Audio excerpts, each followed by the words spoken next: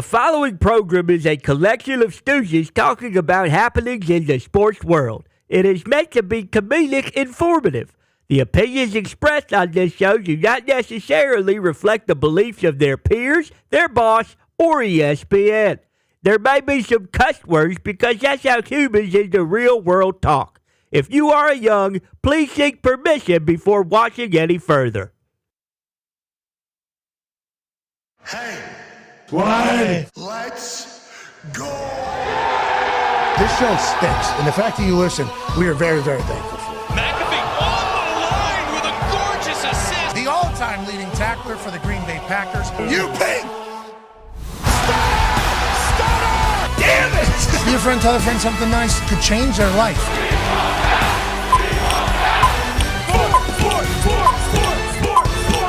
Hello, beautiful people, and welcome to our humble abode, the Thunderdome. On this NFL Week 14 Thursday kickoff, you get it. December 5th, 2024, this program starts now. Football! It is wonderful. I cannot believe we're already at Week 14 tonight. Sheesh. Another divisional round matchup will bring us to our TVs to watch Prime and Kirk Herbstreit, Al Michaels, Kaylee Hartung, Carissa Thompson, Tony Gonzalez, Ryan Fitzmagic, Andrew Whitworth, Richard Sherman. You know the crew for the Packers and the Detroit Lions. Lions are currently favored by 3. It was 3.5 a little bit earlier today. I assume it'll continue to maybe bounce around. But in this particular matchup, this is the second time they're playing each other. And this is for supremacy of the NFC North. Now, obviously, the Lions are on a hell of a run this season. 11-1, only one loss. Wow, they've lost a lot of players, though. Lost a lot of players. And then the Packers here, and Jordan Love's second full season really going at it. They're on a run as well. How about the Minnesota Vikings? Well, they're on a run as well. Neither of these teams can add a loss into the second column of their record. And the Detroit Lions are going to have to prove to the entire world that even though their entire defensive front seven is injured, they're going to still be able to win games. I have no idea how they'll pull it off, but this team has been powerful. This team has been dominant. This team has been resilient. This team has epitomized an MCDC football team. Does tonight change it all with Jordan Love and the Packers coming to town? Jordan Love and that offense, obviously, I think we're going to see later with Coach, could have won the first matchup against the Detroit Lions. 36 years as a coach in football, 18 in college, 18 in the NFL. Chuck Pagano has joined us. Coach, there's some plays in that game from their first matchup, Week 9, where obviously the Lions get the win there, but Packers maybe should have walked out of there with a dub. I think we're going to look into that a little bit later today. Yeah, a bunch of miscues for them. Easily could have won that game. And whenever you talk about division rivals, you know, especially at this, they know each other, right, inside and out. So all these previous games do matter because that's where they're getting all the tells and everything. Absolutely. So the Lions are looking at the Packers tape, and the Packers are looking at the Packers-Lions tape. And there's going to be carryover every single time, which is why these divisional games are always so competitive, seemingly. Yeah, absolutely. And you don't want to overthink it and think, hey, because they know, we know, and we know they know, and all that stuff. I heard Belichick go through that whole deal. Do what you do. The team that executes takes care of the program, you know. The ball. Doesn't give up explosive plays, take care of the ball. That's usually a team that's going to win in these games. The ball is the program. Don't beat yourself. And let's go to Talks the Table at Ty Schmidt, obviously Packers fan. Can't wait to hear your thoughts on a primetime game for Jordan Love to showcase that he is the current and future of this Green Bay Packers organization with Matt LaFleur, who's going to look Oh, yeah, he'll be ready Clean. to go. So good. in Detroit, too, so he doesn't even have to cover it up. Yep, We're going to exactly. see Shining. he's going to look good out there. Showcase game for him as well. Yeah, obviously. And Gutekunst and the team that he's put together, being able to move on from the Aaron Rodgers era in which we all doubted a lot of decisions that were being made. Loudly, we did. We were wrong. They got to figure it out there. They have it as figured out as the Detroit Football Lions do. And let's go back to these Thursday night matchups, Con Man. Amazon's been swinging a pretty hot bat thus far. Yeah, big time. And especially after the first year, it was like, oh, okay, so Amazon's going to pay for these terrible, terrible games, and they're going to be brutal. Last week, obviously, was the Thanksgiving Thursday. They had the Friday during the day Chiefs-Raiders game. But the week before that, they had a banger. They had Eagles-Commanders. They had Ravens-Bengals, which was a 35-34 one-point game. Like, they have been swinging a very hot bat. Really, you go all the way back to week 9 when it was Jets-Texans, and even even then, that was kind of the Jets comeback. Hey, the Rodgers, they beat the Texans. Devontae touchdown. Garrett Wilson had that insane one-handed catch in the back. Thursday nights have been awesome. They have been incredible. Some of them have started very slowly. Sure. So I think people kind of check out because it's work night, Thursday night. I assume numbers are big for like first half, and if people are turning off their TVs and falling asleep, okay. But I think there's a lot of people, myself included, for a lot of these Thursday night games, early, like maybe 33% into the season, okay? Because we're, going into week 14. We're back at, we're in the final quarter now. Yeah, it's crazy. Congrats to us. It's flown by like this. But I've fallen asleep maybe at halftime or like first drive of third quarter. Yeah. Then I wake up the next day and I see the score. I'm like, what the hell happened? These games have gotten very good late on Thursday night. And I think it's because, and Chuck, correct me if I'm wrong, Thursday night is pretty basic, right? We're doing our shit. We're not adding new shit for a Thursday night game. It's a short week. Short week. We are doing our stuff, how we're doing it. Absolutely. So the other team's going to get a pretty good grasp of what you're doing after the first half because it's not like you're putting in 2-3 game plans, like maybe if you have a 10-day before a game or 7-day, a full week before a game. So it's like maybe people are getting used to each other and they're starting to figure some things out throughout the game. Maybe there is strategy and schematics that come into play in these second half of these games. But Thursday night has not been able to be one where you fall asleep and you don't regret it. I've been regretting whenever I pass out during these games. Tonight should be spectacular. How do you feel about your Green Bay Packers team? Dogs, obviously, against the Detroit Lions. Welcome to the modern world. The brand new Lions. Even with all the injuries they have, they're still favored by 3 against your Green Bay Packers team. How do you feel about it, Ty? Pretty good. I mean, I think the road team has won like the last 5 games in this matchup, so it kind of has been. I mean, this Jordan Love's kind of ascension to like they need to pay this guy. He is the guy. Was last year on Thanksgiving against the Lions when Packers weren't really in a tailspin, but it was like, this team is kind of like it's gonna take a couple years for them to figure it out. Then they come out and they didn't beat the doors off the Lions, but they played very, very well. Beat them on Thanksgiving in Detroit, and it was kind of, he ascended from that point on. It's kind of weird because I don't want to say it's a lose-lose for the Packers because this game is like Must win, I heard. Well, must win in the sense I do agree that like the Packers need to win this game because if they go out and they get beat by the Lions, who, like you said, their front seven's decimated. Like if they can't beat them in those conditions, then you're probably not competing to win a Super Bowl this year. Anyways. Yeah, exactly. So, like, granted, if you beat them, then sure, the Lions are down a bunch of guys, but they can't do anything about that. So, in that sense, I do think it is a must-win. Again, the Packers, I think they're playing their best football of the Jordan Love era so far right now. Like, the last 3 weeks, it hasn't just been the offense. Their defense has been unbelievable. And although it's a Thursday night game, I don't know how much this changes things, but both these teams played on Thanksgiving, so they've had a full week of preparation. The Packers, this is their third game in 12 days, so I worry about that a little bit just because, who knows. But yeah, I mean, I feel very good about the Packers going into the Detroit tonight, but it's one of those things where, like, prove it. Prove that, everyone's talking about them right now, like, hey, this could be a team that's dangerous and that you don't want to see in the playoffs. Like, the Lions have been the best team in the NFL this year, and they're banged up right now. They're maybe a little bit vulnerable, so, like, go out and prove that you are one of those teams that's going to be dangerous in the playoffs. I feel like Jordan Love in primetime is good, right? Yes. Yeah. I feel like Jordan Love likes the lights. And not that he doesn't any other time, but there's never a question on whether he's going to have some sick. He's going to do something filthy. Right. Yep. Jordan Love is going to do something running. He's going to have a showcase game, but there is a chance he turns the ball over. I mean, that is something that happens. I think that is just accepted with the way Jordan Love plays football, with the way this offense goes. He's got a lot of moxie, a lot of pizzazz. Love the way he plays. Teammates love the way he plays. Now, speaking of that, Lions front seven being decimated. Remember, they lose Aiden Hutchinson, who was on track just like every year, basically, for Defensive Player of the Year or whatever. Maybe even MVP, depending upon how the season goes. He gets hurt. So I got this from NFL Plus Premium's NFL Pro Insight here.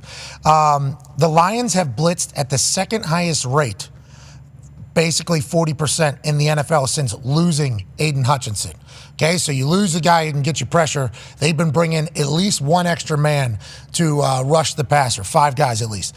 The lowest blitz rate that they've had in a game over that time frame actually came in Week 9 against the Packers.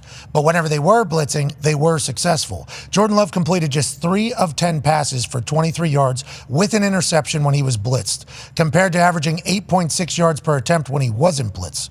Love has struggled against the blitz this season, averaging just 5.5 yards per attempt, which is 32nd in the NFL. Against 4 or fewer pass rushers, Love has averaged a league high 9.4 yards per attempt. So the way the Lions have had to play defense, especially with the injuries everywhere, is they got to simulate the pressure. They got to make it happen. What are your thoughts on that's how Aaron Glenn has been operating the team since losing Aiden Hutchinson?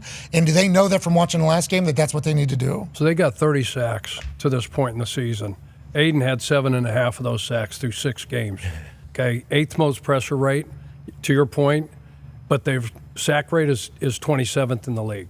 So they've got to generate by adding extra bodies. And you think about it, Pascal's out. All right, so out of those 30 sacks that they have on the season to this point, all right, 15 of those were by guys that are no longer on the football field. Jeez, Foxy. So injury bug. So basically with Za'Darius and McNeil, you have to throw other bodies because they don't have anybody else that can really win one-on-ones. So Aaron's got to throw bodies at him. And Jordan has not done well, I guess, against that. But LaFleur knows that stat as well right there. Yeah, and I take that with a grain of salt a little bit because if you remember when they played the Lions the first time, the big kind of talking point going into the game was like, hey, should the Packers just sit Jordan Love because they have a bye week following this game and he's already kind of banged up. He had the groin issue from Jacksonville. Like, it has been very noticeable that he's healthy now. Like, I know, getting a little jacked up. Jacked he and is. the blitz stuff is weird too, because again, it's one of those things with the stats. Like, I just read a stat before the show too that talked about Jordan Love in his career against the blitz. Like, he's been unbelievable and where that ranks. So like this year, not as good, but I mean, it's one of those things where I think he was a little banged up last time, and to your point, like, he hasn't turned the ball over in 3 weeks. If he can continue to play smart and kind of just take what's given to him and not try to score a touchdown on every play, I think he'll be okay. Week 9, week 14, that's pretty close to playing each other, right? 5 weeks. Does that matter, or does that mean anything? Again, these two know each other. Got it. So what there they'll was do years is where we play the Titans, I think, then we play one game, and then we play the Titans again. It'd be like 2 and 3 weeks. It's always interesting how they do it, but I'm sorry, go ahead. But you'll carry things that you have in the game plan, like on a short week. These guys have had 7 days, to your point about playing on Thanksgiving, and had a full week. But on a short week, you'll take things from the previous game plan that you didn't use and didn't put on tape, that you've already practiced for the opponent that you played prior.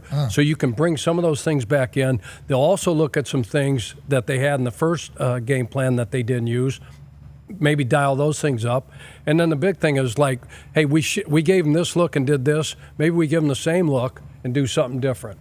The other thing with the blitz patterns and things, there's so many new bodies on the Detroit's defense. Yeah. So I don't know if like the linebacker they just signed. Like, do these guys know all these blitz patterns? Do they know how to get to the disguised Tampa looks where they're showing their bluff and they're getting out? Jordan Love, he misses an easy touchdown on that first drive because of pressure. We have the clip we're going to show later, the angle route to the back. Yeah. Number 30. Yeah, Chris Brooks. On third down. Yeah, if that ball is delivered in a spot, it's a touchdown there. And the stats and everything that he put together for this tail of the tape and what happened in the last matchup, it's like the Packers had to be bummed out after that game. I mean, there had to be a bit of a bum-out situation. And then you watch what the Lions have gone on to do.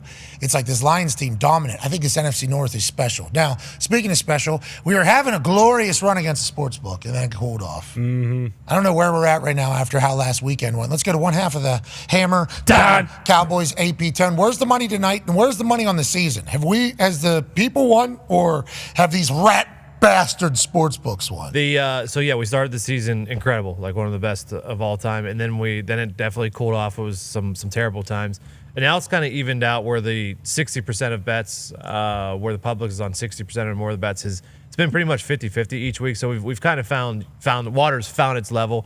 Tonight, 58% of the bets are on the Detroit Lions, and that's the public just since Dan Campbell has gone on his run, that there has been no better against the spread team than the Detroit Lions, and they're 9-3 against the spread this year. So, I mean, when gamblers find a team that wins for them, they tend to just stick with them and ride them until they cannot ride them anymore. Yeah, this team's been good to me. This team's been good to me. Have to. And we've talked to some of these college coaches where they know that they're going to be judged off of whether or not they cover, because like people's actual money is on the line. So even if you win games and you don't cover, there's a way for fans to spin that is they're kind of underperforming. And they also have a bitter taste about it. So whenever not only you awesome when you're on a microphone like MCDC is, not only whenever your team is fun to watch, which Ben Johnson, that offense is fun to watch. I mean, the way they go. Penei Sewell had the ball last week. Awesome. He almost did something with it. He did. Look out tonight. Yeah, who knows? Maybe he gets another opportunity this evening. But whenever you have a hilariously legendary head coach who speaks hilarious in epic fashions, and then you have a fun team to watch, and then they dominate people, and you're making money off them, it's like that's a It's a good recipe. That's a recipe for success on becoming America's team, which I think a lot of people are loving what the Detroit Lions are doing. I don't think as many people that are betting on them know all these injuries, man. It's like so many. How many is too many for the Detroit Lions? That's a real question. And to your point about the head coach, I was nervous about this game all week. This is definitely our toughest game of the season, and I woke up today and I'm like, MCDC doesn't care about the injuries. That's been his message all week. Aaron Glenn doesn't care about the injuries. That's been his message all week. And I kind of think they might be able to grit this one out because of the offense. And Ty, you remember in the first game, those possessions, the Packers had the ball 7 minutes long. Then the Lions got the ball 7 minutes long. And the Lions capitalized, and they scored touchdowns on those possessions. If they can play that way tonight and really extend the game like that, I think we have a great chance. So that's what we got to do from now on because of the injuries. Well, the injuries, too, like, they're all in one spot. You know, obviously Yes. it's not all D-line, but it's that front seven. It is specifically that. Like, they're not missing a massive piece on the offense. Ragnow, of course, that is definitely a big loss. But, like, the fact that it is just the front seven and watching what Josh Jacobs has been doing, like, he is unbelievable. So when you're talking about one of the most important things for them to stop, it would be Josh Jacobs. And, I mean, what, half? 3/4 of those guys are D-line linebackers. Yeah, and no DJ Reader tonight as well, who's not on that list. Yeah, I mean, and I was looking at because obviously we watch all the other shows that are on ESPN, and we have a lot of respect for a lot of the people that go on those shows and do those shows, like, legitimately, and the people behind the scenes. So when I saw the picks this morning, it was like Lions, Lions, Lions, and then Greeny was on Packers, and he was almost like I'm sticking with them, and they're like almost like laughing, and then you hear Dan goes, "That's a good pick" or whatever. It was like, is that how we're really? Is that that surprises me? I didn't, and then 58% of the money. Obviously, I thought it would have been a little closer. It's like, have we not seen enough of the Packers, or does everybody just love this Lions ride that we've been on? And I think I'm one of the biggest brand new Lions riders. Yes, I love it. I love everything that MCDC's done. I love the way they play. I love the redemption story for Jared Goff. I've enjoyed it from literally minute one of MCDC being the Lions head coach. That opening press conference, think about our show. If you're new to our show and you've only learned of us since coming onto ESPN, think about how we handled Motor City Dan Campbell's opening press conference with the gnawing of the kneecaps, getting knocked back down, coming back up. That made our show for about 10 days straight. That was basically what we talked about in the whole thing. So then whenever they start bad, we were bummed out. Yeah. We did not we wanted more of that type of stuff in the NFL. So following the ride that the Lions have gone on and the city of Detroit's been able to get behind has been pretty epic. Like, that has been pretty cool. How many injuries can you handle? That is literally what takes down teams in the NFL. Everybody says, "Oh, we got unlucky injury-wise." It's like, that's the NFL. That's a part of the NFL. The positions that get hurt cannot be your pillar positions. And it's like when Aiden Hutchinson got hurt, I think we all wondered, like, how are they? This guy's 7.5 sacks. You said at the time in the first 6 games, like, how are they going to? They continued. Anzalone, they continue. Other guys get hurt, they continue. It's like, I don't know if they just have something that nobody else has been able to figure out, whether it's moxie, confidence, or strategy, scheme, people, whatever it is. But just being able to fill in people into these very important front seven with the way they play football. Exactly. And the way everything goes is like one of the most important groups on the entire team. And they've lost everybody. Yeah. And I don't know how long you can do that. I legitimately don't know how long you can do that. And to your point, what worries me is you saw it in the second half of the Bears game. Caleb Williams was able to move the ball at will. They were scoring touchdowns, and that's because so many guys went down. So that's what worries me tonight, because Jordan Love, he can sling that thing, especially last year on Thanksgiving in Ford Field. He did that. So that's the biggest worry, and that's why I'm pretty shocked everyone's taking the Lions tonight. I'm not going to lie. I think it's legitimately just we love the Lions. Yeah, and like They've the been so offense, they can dominant, score too. so many points. Like That's what it's that been. can win. Is at any time this conversation has come up with how banged up, like everyone we've talked to have said, like, well, like this Lions offense has put up historical numbers. Like they can win games 45-42. Like they can do that, and their Yeah, offense right. I didn't is- even think Ben Johnson could scheme up a touchdown. Exactly. Oh, yeah. And their offense, for how unlucky their defense has been in terms of injuries, like, yeah, Taylor Decker's not playing tonight, but like their offense, correct me if I'm wrong, Foxy, but like their offense has been pretty damn healthy You're all right. year long. Yep. 31 points a game. Dan Skipper steps in at 31 points a game. People say, like, if you average 20 points a game, you're going to be, like, top 3 in the NFL. They're averaging 31 points a game. It's like they're playing, like, 7-on-7 out there most of the time because how good that offensive line is. You talk about Skip just getting plugged in there. No, and the defense, you got to, like, we're going to hear a bunch of names called tonight that nobody recognizes on the Detroit defense, right? The secondary's intact. They got probably the best tandem at safety in Branch and Joseph in the National Football League. You got another amazing safety on the other side in Xavier McKinney. They're both tied, Joseph and McKinney, 7 interceptions each for the league lead. But at some point, something's got to give. Green Bay ran the ball on them week 9, and that was against Pascal. That was against Reeder. That's against the starters. So these guys are backups for a reason, right? They're backups. All right. And Now, there has been success stories, obviously. if you got to go to the street to get a guy, to sign a guy, you're bringing in guys on Tuesday to work out. The linebacker, where Quan Alexander, I think it is. Good player, right? been around. They're on the street for a reason. Oh, okay. Right. So the more He played well for the Steelers. the more innings that those guys got to play, they get exposed. Like a backup quarterback coming in the game. Like you play a couple innings, hey, get us in and out of maybe 2 or 3, like over a long period of time, over a 60-minute game. Pound you. The offensive line, last time I looked, is pretty good for Green Bay. So you can, that grit and that will and all that shit, you love that, I think we right? know which way that's going. Yeah. I think we know. But at some point, it's really hard to bet against those guys, especially at home. And the other thing is, like, who needs this game more? If I was Detroit, let's say Detroit would need it. We're going to learn a lot about the Lions tonight. The reason why is home field advantage is very. Huge. I mean, this is. But if you look at tight Detroit, race. if you look at the rest of the schedule, First round bye. like it's not easy, right, Foxy, for Detroit? No, they got to play the Bills. They got to play the Vikings again. They got to play the Bears. They got to play the Niners. Yeah, it's I tough. think Third toughest, I think, left. they've got a tougher schedule. Philly's got the easier schedule. Yeah. in my opinion, than these guys. Neither of these guys want to lose a game. But it just feels like Green Bay at 9-3 needs this one a little bit more. They're a little bit more healthy. They're missing a couple guys, too, on the defensive side. Alexander, Jair's out. Edgerton Cooper's out. So they're missing a couple pieces as well. Not as many as Detroit, though.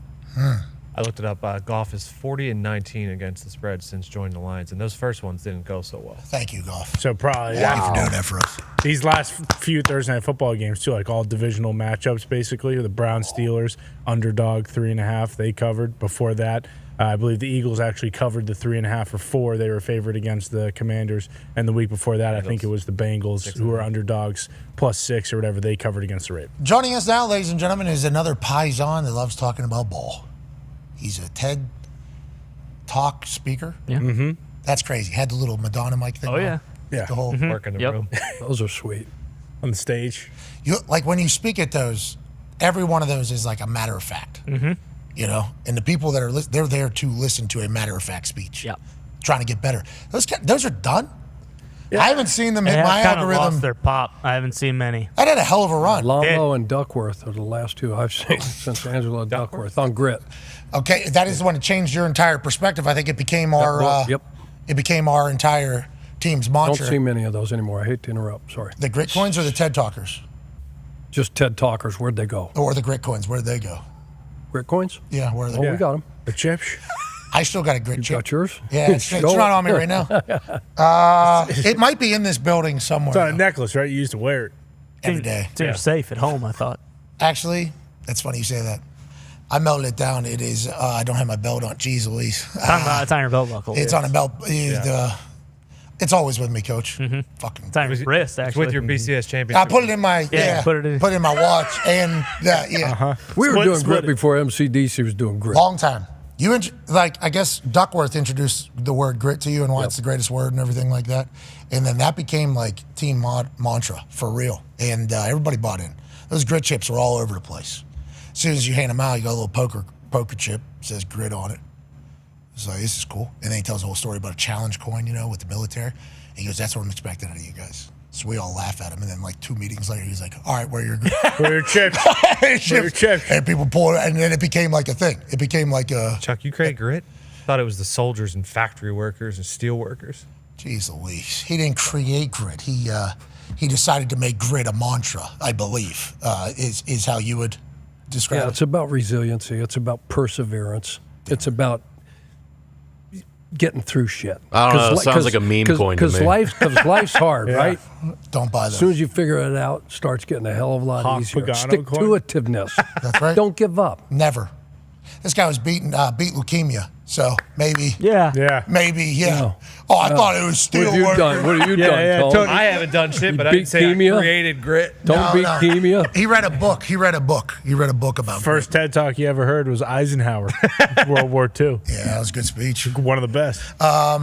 Anyways, what happened to those, Ted? We need those back. I know. That would be nice. I think because of the podcast platform now, Everybody does them. instead of doing TED Talks, you go on Joe Rogan and then just talk there. Do your Ted. Actually. I thought they said Not even Lambos kidding. was so good. Like, why are we going to do it anymore?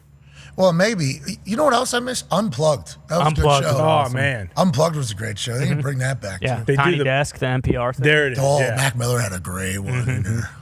They still do those. Those are still going. The Tiny Desk. Sure. Yeah, they're doing great. Dua NPR. Lipa just did one. It Was great. the I unplugged? saw Jeezy did one like a year or two ago. Who was unplugged? That was the music. Whenever they would tell basically the stories about why they wrote the songs, and then they play the songs. It was like a little intimate. It was good. Yeah, it was like very a good. once again podcast though. Yeah, You just- exactly. Yeah. Okay. So podcast kind of murdered all these things. Well, joining us now, ladies and gentlemen, is a podcast host. Yeah. He's a live show host as well. He's a multiple-time Super Bowl champion. Ladies and gentlemen, Paisano extraordinaire, Michael Lombardi. What's up? Hey, how'd the TED Talk come together? They sent you an email and said, hey, you're an expert. We want to hear you talk about it. Is that how that goes? I got a phone call from a speaking bureau, and it said, since you're writing a book, would you be interested in doing a TED Talk? And I thought, yeah, how hard could that be? I think it's the hardest thing you do because you can't use a PowerPoint. You have to memorize it. It's like Hamlet, to be or not to be. You got to go in there and you got to memorize every word. I was a nervous wreck. It was hard. It was really hard, and you got to stay in that little circle. You can't move, and you can't use the PowerPoint to help direct your conversation. And then you're looking at this giant clock because you only have 14 minutes, and you better get it all in, or else they're going to cut you off. Is it your crowd, or is it a crowd that's just there for a speaker? Like, did they know you? No, nobody. I don't think any. No, there were like 16 speakers. It was up in Santa Barbara in a theater, and it was full. The place was packed, and every speaker there must have been 16 of us. They were all going through it, and everybody was waiting. You're rehearsing your speech. You're doing a Broadway play, and it was like, writing it out. I was a wreck. I mean, I went and had 2 Jack Daniels after that. I was like, okay, this is it. This is really hard. You could think about doing the Jack Daniels beforehand, too. Might have been frowned upon. I did. I thought about it, but then I thought I would slur my words. But so I just I waited until afterwards, and I couldn't wait to run to the bar because it was hard, but it was fun to do. I'd do it again. It just was. You had to be really good, and you had to practice a lot. There was a lot of practice in it. Well, congrats. Not a lot of people get to do TED Talks. So, And once again, you said you do it again. I think it's dead. I think you would do it on a podcast, and then it would hopefully get shared, and then people would put music behind it, and then they'd have reenactment behind it, and then it would be that's a whole thing. That's the whole world now, but we're all smarter for it, especially because of what you do every single week with us. We're very grateful for that. Feels like there's another great Thursday Night Football game. This feels like another great football game. This has been happening now, Lombo. There's been a lot of good games happening on Thursday night. Remember, Jeff Bezos has a lot of money. Amazon has a lot of money. They invested a lot of money. There was a couple times there, a couple years there where it was dud, dud, dud, and you knew the NFL was going to try to make it up, seemingly, and you can never project injuries and everything like that, which will be a topic of tonight's conversation. But these games have been great, and tonight's a huge one in the NFC North. We mention injuries because I think it's very vital for the conversation about this Lions team. How long can they survive with the amount of injuries they have to their front seven on the defensive side? I know MCDC, phenomenal coach. We have sang his praises. We love the mentality. We love the culture. But like in the history of the NFL, good teams end up losing because of injuries. Yeah. That is normally what happens. How worried are you about the Lions being able to manage this, and how do you think tonight goes?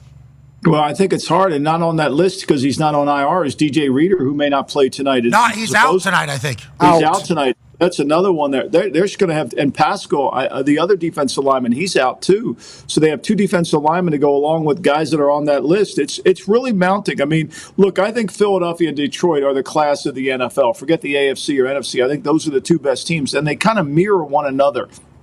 Right. It's fascinating that we live in the NFL where everybody talks about being in an RPO game, being in shotgun. But these two teams are under center, Philadelphia. They are in some shotgun, but they lead the league in rushing attempts, and they're in the bottom of the league in passing attempts. But where they really excel is yards per attempt passing. So when they do decide to throw the ball, they just don't check it down. They get it down the field. And add Green Bay to that list. Green Bay is the number one team in the National Football League in first half play calling. They're going to run the ball more than they're going to throw it. And they're in the top 5 in those two categories that I mentioned. But I think, to me, Detroit loses out a little bit because these injuries, they can become replaceable. But the depth, as we saw in the fourth quarter of that game on Thanksgiving, it wears you down. All of a sudden, you start losing players, and now your backups go from playing 10 plays to playing 30 plays, and they're not as effective. That's what worries you. Detroit, to me, is going to be a tough out, whether they have to go on the road in the playoffs or if they play at home, if they're healthy. But if they're not, it becomes harder. I didn't even think about potential injuries to guys that are filling in tonight, like the tonight starters getting banged up. Then you got actual fifth stringers now. Yeah. Playing in meaningful. They're signing guys, Pat. They're signing guys off the practice squad. They signed a guy off the practice squad from the Rams. They signed one from Seattle. They brought in Jamal Adams, who they're going to probably play at linebacker. They claimed David Long off the waiver wire from. I mean, they're trying to patchwork this together, and it's hard. It's not easy. I'd like to say, on that note, Lombo, we'd like to say phenomenal coaching job over there. Sure. Definitely. By No question. Aaron Glenn and all the Kelvin Shepard, who's former teammate of mine, is the linebacker coach over there. They got a lot of great coaches over there on the defensive side of the ball. It's like, this is not a shot at coaching being able to figure it out. This is just like how many humans that aren't on NFL rosters can you plug into an NFL roster and still win NFL games? Like that's like the game in this entire thing. And Aaron Glenn said about the new guys, he said, I'm not worried about the playbook. It's more about the style of play. I need them to play Detroit Lions football. And as a fan, I absolutely love that. And I think it speaks to the culture in their locker room too. They have tremendous culture, and the veteran players take over. I think you see that in Detroit. You can feel it that they take over. And look, with the other injury we didn't mention is Taylor Decker. He's not going to play left tackle tonight. Now there was some talk that they were going to move Sewell over to left tackle. I think that would be a mistake because I think you'd be better off just keeping the big fella at right tackle and running the ball behind him so well that they do. And not try to change. And you can game plan around Skipper at left tackle. You know you got to chip. Yep. You know you've got to make sure that if you want to throw it down the field, you're going to have to give them some help. So these injuries have taken a toll. And look, Green Bay has injuries too. Jair Alexander is not going to go. Dobbs still has the concussion. They have the same issues too. But one thing we do know about Green Bay, besides the fresh haircut that Matt LaFleur is going to give us tonight, and it's going to be sensational, we know that, is he's really good in the month of December. I mean, he is really good. And where Matt LaFleur is really good, too, is when he's a 3-point or less dog. He's got Mike Tomlin-like numbers in that category, and you can't overlook it. We all owe LaFleur, flowers. LaFleur's. Mm-hmm. Yeah. We do. We owe him his LaFleur's because I think we all wondered, and by we, it's us, that we are into microphones. But now after you watch this, like the consistency, they're 9-3 right now. That is a very, very good record. Very good record. Now, they're in the Lions division, so it's not. They're in the Vikings division, so it's like, is it that? 9-3, basically any other division, you're in a great spot. Shout out to LaFleur doing his thing. And to your point about the Lions and the Eagles, and you talk about their running, and then you mentioned that the Packers also first half when it comes to running. I got a stat from Hembo about the Philadelphia Eagles in their running. Here's an element for Philly during this win streak. They've stuck to their identity. When trailing, the Philadelphia Eagles, their run-pass ratio is 52% run to 48% pass, even when they're trailing. That's obviously incredible discipline by Kellen Moore, but that's also them not getting caught up in what they got caught up in last year, right? Lombo, Right. do you think that's the case? That's exactly what it is. They know who they are. And think about this. Let's add something more to this, right? They also, in the last 5 games that they've won, they've outgained running than passing. They've gained more yards on the ground than they have throwing the football 5 consecutive weeks in a row. So for all the talk about, well, you can't run the ball, running's a waste of time, they've proven this point. But here's where it gets more interesting. I think, to me, and Chuck can verify this, teams that can run the ball in the red zone, inside the 30, it's the best way to score, right? The way to get in the end zone is through ground transportation, right? It's the best way to score. And this team is really good. Philadelphia is the number 1 team in rushing inside the 30. Detroit's number 2.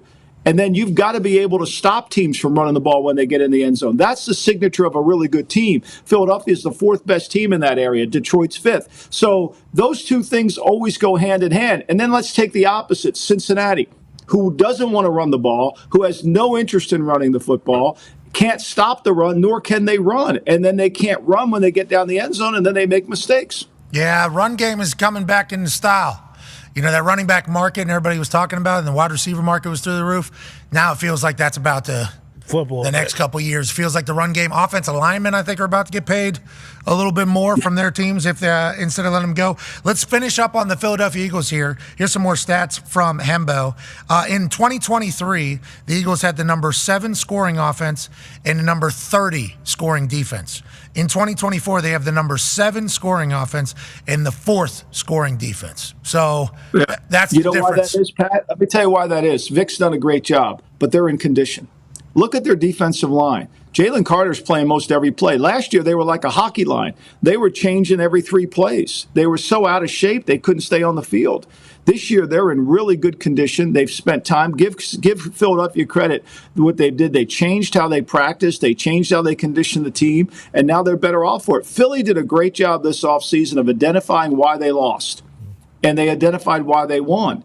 And so, therefore, they played within that, and they really have done a good job. They're in shape, and you can't wear them down. I mean, look, last week, if you'd have told me Jalen Hurts is going to throw for 118 yards and they're going to win, I would have said you're crazy. But they do it, and give Vic credit. Remember, when Vic left Miami, all the players said it was too hard to play for. They killed him.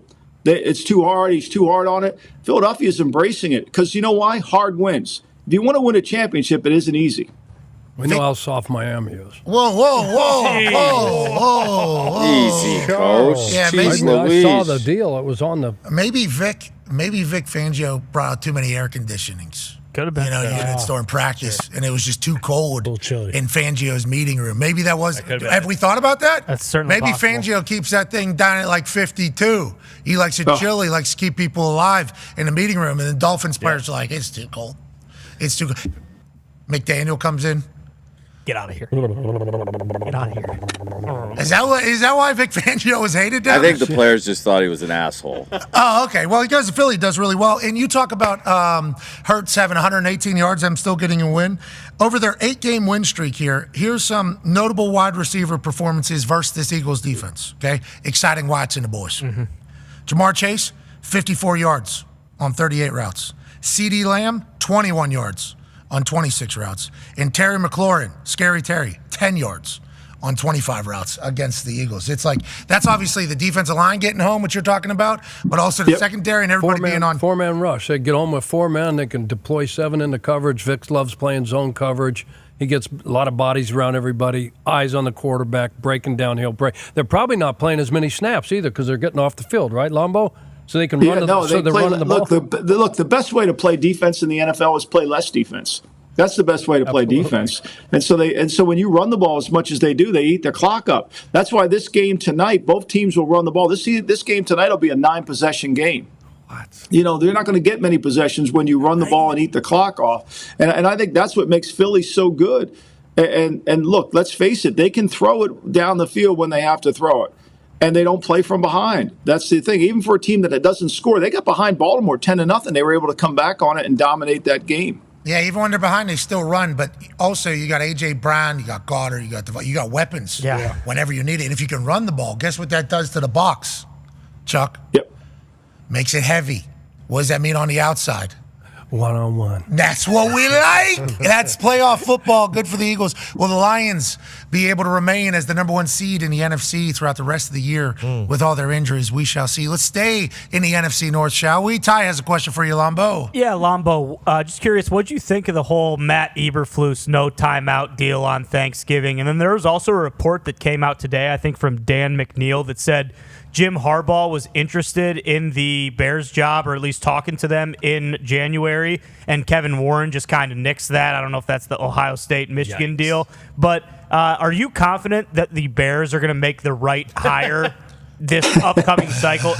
Because we've been led to believe that Kevin Warren is going to have like a massive hand in hiring their next head Remember, coach. Kevin Warren was deciding the feng shui of the suites in the new stadium on Hard Knocks. Yes. Watching it. Yeah, well, you can do that, and you can run a team. Look, Kevin Warren's running the team. Let's make no mistake about that. Okay, you can sit there and say that somebody else is, he is, and that story that was written about Jim Harbaugh is completely true. Now, remember, Warren and Harbaugh, Warren being the commissioner of the Big Ten, and Harbaugh had some differences, and I think it let it spill over. But there were two teams that Jim Harbaugh would have loved to work for, I'm sure, last year. The Bears, who he played for and was the number 1 pick for, and then the Las Vegas Raiders, who he worked for in his first coaching job. Neither team decided to go after him. Why, I don't know. To me, if you're Kevin Warren, the object of this is to get the best coach available. And Jim Harbaugh would have been the best coach for your team. Now, you would have had to fire Eberflus. Let's go back to the end of the game. If you read Caleb Williams' comments after the game, you know, what usually happens here, he signaled for a double move. When after the sack, right, they should have called timeout. Everything happens when you save timeouts in the NFL on a 2-minute drill because if you get sacked, you need them. Because it takes too long for everybody to come back. Now, they wanted to run a stick route on the next play. Unfortunately, Caleb decided to change the play and throw a double move to Rome Odunze. You could see him signal it for it here. He even said, look, later in my career, I probably would have tried to get the field goal, but I wanted to win the game for my teammates. This is really just hard. This is bad football, and it doesn't work. And ultimately, it falls in the hands of Eberflus, who got himself fired for this, and it falls in the hand of the quarterback, not recognizing you need to be in field position. I mean, even the Lions were stunned. They were completely stunned, and this, at the end of the game, is part of the issue, right? Situational football matters in December, and you just let an opportunity, and the quarterback even admitted that he would have done it. He did it. He changed the play, ran a double move. Now, that's on Eberflus, too, because if you would have called timeout before, right? If you'd have called timeout before, you come to the huddle, you come over to the sideline and say, look, here's what we're going to do. We're going to stick route. We're going to throw the ball to Kmet. I got the field goal rush team. They're ready to go right on the field. We're going to kick the field goal, get this game in overtime. Here's what we're going to do. Let's go do it. But they didn't do that. They let that time keep just dwindling off. Remember, never look at the clock during the 2-minute drill. It's how many plays are left in the game. The clock is not numbers, it's plays. And so when you go from 34 to 0 and you don't get 4 or 5 plays in that time, or at least maybe 3 plays, you've just given away the game. Yeah, and obviously, once the plan was we're going to try to run that play at 18 seconds, I think he said. Yep. And then we're going to try to call a timeout. Well, once I get to 17, 16, and we don't have a play yet, obviously, that's when, you see the panic coach run timeout move happen a lot during an NFL season. I think there's a chance Eberflus is about done with it all. Yeah. I think there's a chance Eberflus just pre-checked out. That's what he looked like. Yeah. On the sideline, he looked like he was just checked out. Understandable. So I don't want to say a relief to get fired from the situation, but potentially Eberflus is he knew what was inevitable, because it wasn't just that move. There's a lot of shit that has happened this year. 1-score games, decisions that have been made, yada, yada, yada. Caleb saying maybe later in my career I'll do it differently. It's like, yikes. Let's worry about this year. Yeah, try to win now. Yeah, let's not worry about if you're going to be a 10-year quarterback, which we hope you will. You read that quote. That's not. They're going to have to bring somebody in that can coach him. And I think it's going to be. I think Thomas Brown's done a really good job the last couple of weeks of changing the offense. But they're going to have to do the defense. I think everybody says, well, Poles is definitely coming back, and Kevin Warren made it very clear. But this team is anti-Chicago. This team is built outside in, not inside out. You play in the Windy City, you got to be really good in the offensive defensive lines. They're not. You know, you can't run Eberflus's scheme without great defensive linemen. We see it in San Francisco, same type of scheme. As good as San Francisco is, they can't win games because they don't have dominant defensive line, especially when Bosa's not in there. So it's a little bit of the Chicago problem isn't just coaching. It's a little bit of how the team was built as well. Man, if let's say I was to end up being a coach or a GM somewhere. Sure. That O-line and D-line is right where you head. O-line, That is legitimately, that is the first, I think that is the first stop for any. Yeah. Obviously, everybody says you need a quarterback. Sure. Doesn't matter who the hell your quarterback is if you don't have O-line in front of them. I legitimately, like you talk about Jim Harbaugh whenever he goes out to the Chargers and he just lets the skill guys that are worth a lot of money go. And who's he hang on to? Well, the older, expensive guys that are on the O-line or the D-line. Yeah. Like that is who and then they use their top 10 pick for offensive linemen. And then they go in again. It's like, Jim Harbaugh immediately, well, he has a quarterback already in just Herbert, but he's like, this is where I'm focusing on. This is where we're going to be great. Philadelphia Eagles, Nick Sirianni's big takeaway about football because of his dad, and he told Howie, is what? O-line, D-line, Howie, O-line, D-line. So him in Philadelphia. All that matters. Legitimately, it is. All that matters. College ball, NFL ball, it's high not school. going to change. Every level. But what happens at the draft is we get all these draft guys, and we got Mel over there sitting there too. It's all they talk about are receivers. They got 27 receivers going in the first. Got to have a receiver. I mean, that's Chicago's problem. They got Keenan Allen paying $22 million. They trade for DJ Moore. They draft Rome Odunze. I mean, look, it's great, but what wins games? The Eagles got Jalen Carter dumped in their lap. I mean, to find a 3 technique in the National Football League is like trying to hunt for dinosaurs. You can't find them. It's impossible. And they get one late in their lap at the 9th pick overall in the draft. And it's like, how long did it take them to turn that card in? Yeah, so it's just we have this mentality during football season. All we talk about, what wins the game is offensive and defensive linemen. When we get to the draft, everybody talk about, well, we need guys to get the ball in the end zone. We need all this. We need all that. No, the game's won up front. Detroit, why do they win? The deep offensive line is dominant, right? Why does Cincinnati not win? They can't block. They can't run block. They can't control the game. Why is Philly good? They can control the game. I would add one more thing to you. The offensive line coach is one of the most important people in any organization. He should be one of the most highest paid coaches on the staff. He coaches 5 players, plus he's got to develop some young offensive linemen. If you don't have a good line coach, we learned this in Cleveland when Belichick and I were together. We did not have a good line coach. All of a sudden, we hired Kirk Ferentz from University of Maine. Next thing you know, all of a sudden, we went from being the worst line in the league to being one of the best lines in the league because of Kirk. And he was such a great line coach, and that makes all the difference in the world. Coach Ferentz, obviously Kirk's dogs help out everything. But hey, Ren Baker. Ren, you're doing a great job for us. Hell yeah. Go, Brett. Athletic Director of West Virginia. Ren, you're doing a great job. And I trust whoever you're going to pick. And you know that you have to make this pick right. And I'm not here to add any more pressure. I'm here to help out however you need and to let you know whenever people are looking for the gig.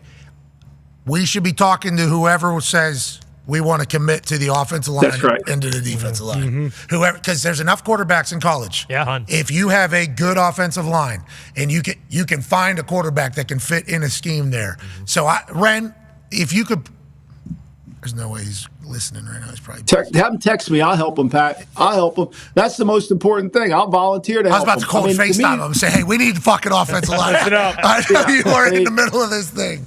And it goes back over time. I mean, look, you can go through every team. It's how do you get control of the game? Why can't Miami win in late in the season? Everybody says it's the weather.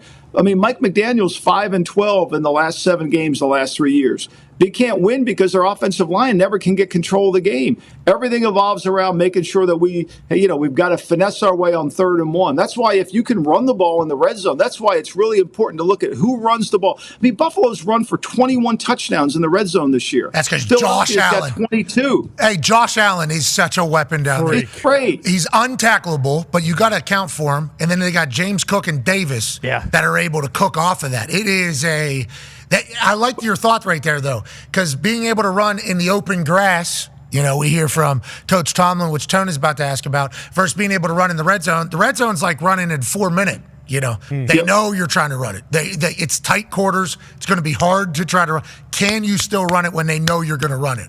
Those are the teams that inevitably end up winning because they can end games, they can put people out, and they can control games. And that's why the top 5 performing offensive lines in the trenches with AQ Shipley, if you go back, I assume, from the beginning of the season, we'll be able to tell who is going to be the good teams and who's not going to be the good teams, seemingly. That's right. And now let's get an inside look every single week for the rest of the year with another season of Hard Knocks. Tone has a question for you, Lumbo. Yeah, Lumbo, the first ever whole division in-season Hard Knocks kicked off on Tuesday night. What was your thoughts on it, and what was your takeaways? Well, I love Tomlin. I mean, I could listen to Tomlin read his shopping list and feel motivated and ready to play. I mean, he's just tremendous. But I thought what he showed in that game, what he showed in that clip was showing the players what it was going to take to win the game and how to win the game and the respect for the opponent and what they needed to do. I think that's one of the most important meetings on Wednesday when the head coach stands in front of the team and goes over the points of emphasis for what has to happen on Sunday. Every Sunday you got to play a different game. You can't play the same game you played last week. And every Sunday presents a different challenge. What I said, Zach Taylor said, we're going to throw the ball against Pittsburgh and we're going to do something that other people. No, you're not beating Pittsburgh if you're going to throw it all the time because TJ Watt's going to do exactly what he did. He strip sacked him. So if you want to beat Pittsburgh, you're going to have to punch him in the mouth. You're going to show you can punch him. And that's why Cincinnati, as the game went on, what happens? Football's like boxing. The longer the fight goes, the person who has more strength and power wins the fight. That's what happened in that game. The longer it went, Pittsburgh wore you down. And you talk about soft, Cincinnati's soft. I'm not saying their players are soft. Their coaching and style of play is soft. So I think what it demonstrated is exactly what I thought it was. Pittsburgh's a tough-minded team. You got to give Arthur Smith a ton of credit. I think he's done a remarkable job of fixing the quarterback, fixing their offense, and then Tomlin just understands what it takes to win on Sunday. And the clip of him talking to Pickens about how we're going to need you later in the game is exactly why he's great. Yeah, and I'll be excited to see how they continue to roll with it because Steelers were the only team to win in the whole division for that particular episode. So I think it wasn't as easy to show everybody, especially after losses, because NFL Films doesn't want to dunk on teams whenever they're losing or whatever the case is. So I'm going to need Tomlin every episode, though. I think everyone. Because sometimes with these Hard Knocks, they get creative. They do. And they start, bouncing around. It's like, hey, but I think what Tomlin does a great job with, Pat. I think Tomlin takes the complex and makes it really simple. He boils it down to where the viewer and the players can see it perfectly. And that's the mark of a great leader. That's the mark of somebody who can take the complex and make it simple. And that's where he's so good. And he uses metaphors to do it. And he can drive home those points. And you could see the team was in perfect harmony with what he's saying. And the most important thing is, and Chuck knows this too, is does the team play the way the coach wants it to play? Yeah. Does the team have the personality of the head coach? See, this is what's happened to the NFL. We have too many guys calling plays that are head coaches. Their teams don't have a personality. Pittsburgh has one. So does Detroit. Mm-hmm. So does Philadelphia. So does Detroit. So does Baltimore. Yeah. I believe Baltimore has personality. They're trying to figure it out a little bit, though. Con Man's got a question for you. Yeah, Lombo, what'd you think about Lamar's comments after the game? He said his mom cussed him out, saying that he's got to run a little bit more. There were some plays we were showing yesterday from AQ Shipley in the trenches that there were some lanes, but he's also trying to let routes develop for his guys so he can still sling the pill around. What do you think about Baltimore right now? And do you think their bye week is one of the best placed bye weeks in all of the NFL because of the fact that they can figure out what they need to do to close out this season, right? Well, they gave up 7 points. I mean, Tucker's missed extra point in the 2 field goals. That hurts whenever you're playing in a game, and it hurts momentum. And I think that was a problem. Plus, they get penalized way too much. I think it's the perfect time for a bye for them. And look, Lamar's going to play better than he did in that game. Their offense has to play better. But I think what happens to them is sometimes in these games they get a little bit impatient. It didn't happen at the Charger game when they got behind. They were able to stay the course. But when teams take away what they do best and make them play left-handed, they can't have drop passes like they had. He had 2 great throws to Aguilar that were as good as any throw in the league. And, he just didn't, and Aguilar didn't make the catch. So, to me, that becomes a problem. I think, to me, Baltimore is still a team that I don't want to play because they are getting better defensively.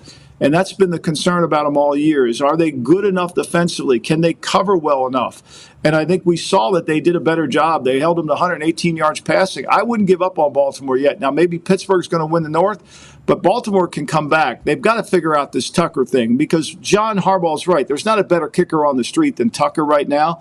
But they got to get his confidence back because I think if he goes out there in a game in January at 45 yards and it's windy, we're not as certain he's going to make it as we once were. Yeah, I hope he battles through it mentally. But everything we're saying about this Baltimore team, and obviously Tucker has to get back right, and hopefully we'll see Lamar do Lamar shit because that's fun, and it feels like Lamar wants to do that, especially against the Giants coming up. That's fun. Look out. That's fun, especially if Dexy's going to get him, Then here we go. We're off and running. They have a Ram truck in the backfield, too. Yeah. Two of them. Yeah. Two of them. Yeah. Patrick Ricard and Derrick Henry. Couple diesel. A couple 2,500 heavy duty. That's right. And whenever they decide to hit that gas pedal third, fourth quarter, it's a ram. All right, Lombo, last question here. Speaking of Ram trucks, I do believe there is a Colorado representative in the hashtag Ram truck competition today. Chuck has a question for you about that. Hey, so let's pivot away from pro football to college football and the Colorado Buffaloes. Travis Hunter, put your GM hat on. Okay, Lombo, I don't know how much you've studied.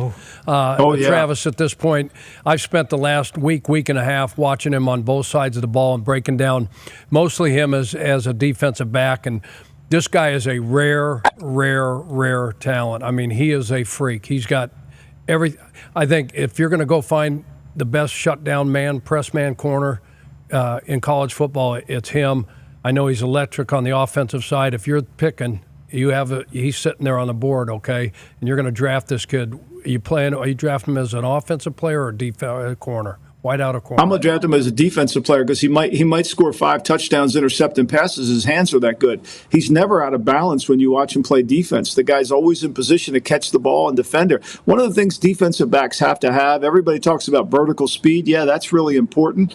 But you have to have great balance to be able to change direction and not have wasted motion. And this kid does it effortlessly. It's really remarkable how good. And then let's add in his conditioning. He plays all the plays on offense. He plays all the plays on defense, and he never gets tired. And he plays just as good in the fourth quarter as he does in the first quarter. I mean, so to me, I'm going to play him on defense because I want to put him on whoever the second best receiver is on the team and just take him out, and I'll double the first one. But I think to me, the fact that he can make plays on the ball, that's the key. Most of the times the defensive backs drop passes instead of intercepting. And I think he could. We saw that with Bland last year for the Cowboys. He had 5 interceptions for touchdowns. That makes a huge difference in your team. It turns the game over. I think he's going to come in the league and play defense, and I don't think people are going to challenge him very often once you watch him on tape. There'll be a package for offense, though, obviously. They'll have a couple Probably harder. Sure. I agree. We did that with Woodson, Chuck. Remember, we did that with Charles. Charles could have been that kind of player, too. Absolutely. Woodson was really good offensively and as a returner. Don't you think it's harder to find cover corners like this dude than it is wide receivers right now? I think it's the hardest thing to find because, everybody gets labeled you're a cover corner, and then they don't cover everybody. But this kid can cover anybody. Yeah, he is. And you talked about his conditioning. It's not just like he's playing the same way and forth. He's a juice guy for the team. Mm-hmm. Yep. He is a juice guy for the offense. He's a juice guy for the defense. He's a juice guy on the sideline. He's a juice guy in the cell. He's like, oh, my God. He is like some building is going to get very, very lucky whenever he gets added into it. I mean, in overtime against Baylor, he forced that fumble to win the game. Tackle. Yeah, and that was in overtime. Perfect form, too. Perfect. Lower shoulder, head out of the side, right to the ball. His instincts and reaction, he does play a little bit of zone. They play a little cover, too, and he has his eyes in the backfield, and he just feels routes, and he breaks on balls and intercepts them. They throw a bubble screen his way. He comes out of nowhere, beats the wide receiver block, and saws this guy's outside fucking leg off. cuts him in half. He's so good, dude. And then he came up to game day at Penn State, and obviously everybody wanted photos with him. He's like super megastar. Mm-hmm. So you're getting a superstar who doesn't drink, doesn't smoke, no doesn't do red anything, flags loves whatsoever. ball. 4-0. What a genius. Hey, let's make sure we're happy for him, though, if we're around him. Amen. A lot of good things are taking place there. Let's make sure we're celebrating that. Hey, Lombo, quick pick, 10 seconds. I like Green Bay tonight. I take the 3.5 on Green Bay tonight. I think it's a field goal game. I think it's at 3 right now. Do you still like it? I still like it. I like Green Bay. Matt LaFleur, I think he's 19-2 when he's a 3-point dog or less. All right, ladies and gentlemen, it's Michael Lombardi. Thank you. All right, we'll be back on the other side with AJ Hawk. Be a friend, tell a friend something nice. It might change your life, like Dude Wipes. Take 3. I'll tell you what, after last week, week, I have no idea what to expect. I will say, since Kirk Herbstreit is rolling around in a Bentley right now to a plane, Nick Saban will be the holder today for the field goal kicking contest. $80,000. Rob McElwainey's here, obviously absolute dog, owner of Wrexham, obviously his soccer team, and also It's Always Sunny in Philadelphia. I think you have 10 other investments. This guy might be a billionaire. I have no idea, but he is awesome and entertaining. Kyle, you're a junior here, correct? Yes, that's correct, Pat. Have you ever talked any trash about kickers before? Of course I have, Pat. Come on now. This was his sign that he brought today. This guy. Is there anything you'd like to say to him before your first hold on TV? Good luck, man. That's all I can tell you. I'm rooting for you. Did you ever hold before? Yeah, when I was in high school. That was a long time ago. Okay, you're going to do great. Rob, former soccer player. Maybe sign him to Wrexham after he makes this kick or no? And look how confident he looks. I mean, I would be shaking. He seems very, very confident. I think he's going to make it. Go! Go! 80,000, Kyle! All you got to do is put it through the uprights. Nick Saban, the greatest of all time, on the call. Oh, no. Oh, no. Spiral. Throw a completion down the left side. Wow. I say give him another kick. Rob, he immediately blamed the holder. Okay. I don't know, but it looked like it was coming back. It wanted to come back. If it had a little bit more distance, it might have gone in. Coach Saban, does he deserve another kick, you think, or what? Oh, no, Steve, bad throw. Another kick. I want to make Coach die. That's smart, yeah, make him play. Coach, you think he deserves another shot? Let's give him another shot. Okay. Make it. This one for $100,000, Kyle. Nick's looking out for me here, a little bit of coaching. Rob, what was your right Did you graduate? I did not go to college, so I've adopted Oregon as my home. If you were to go, would general social sciences be your thing? Hey, hold on, Kyle. Good luck. Come on, Kyle. $100,000 in Oregon. Oh,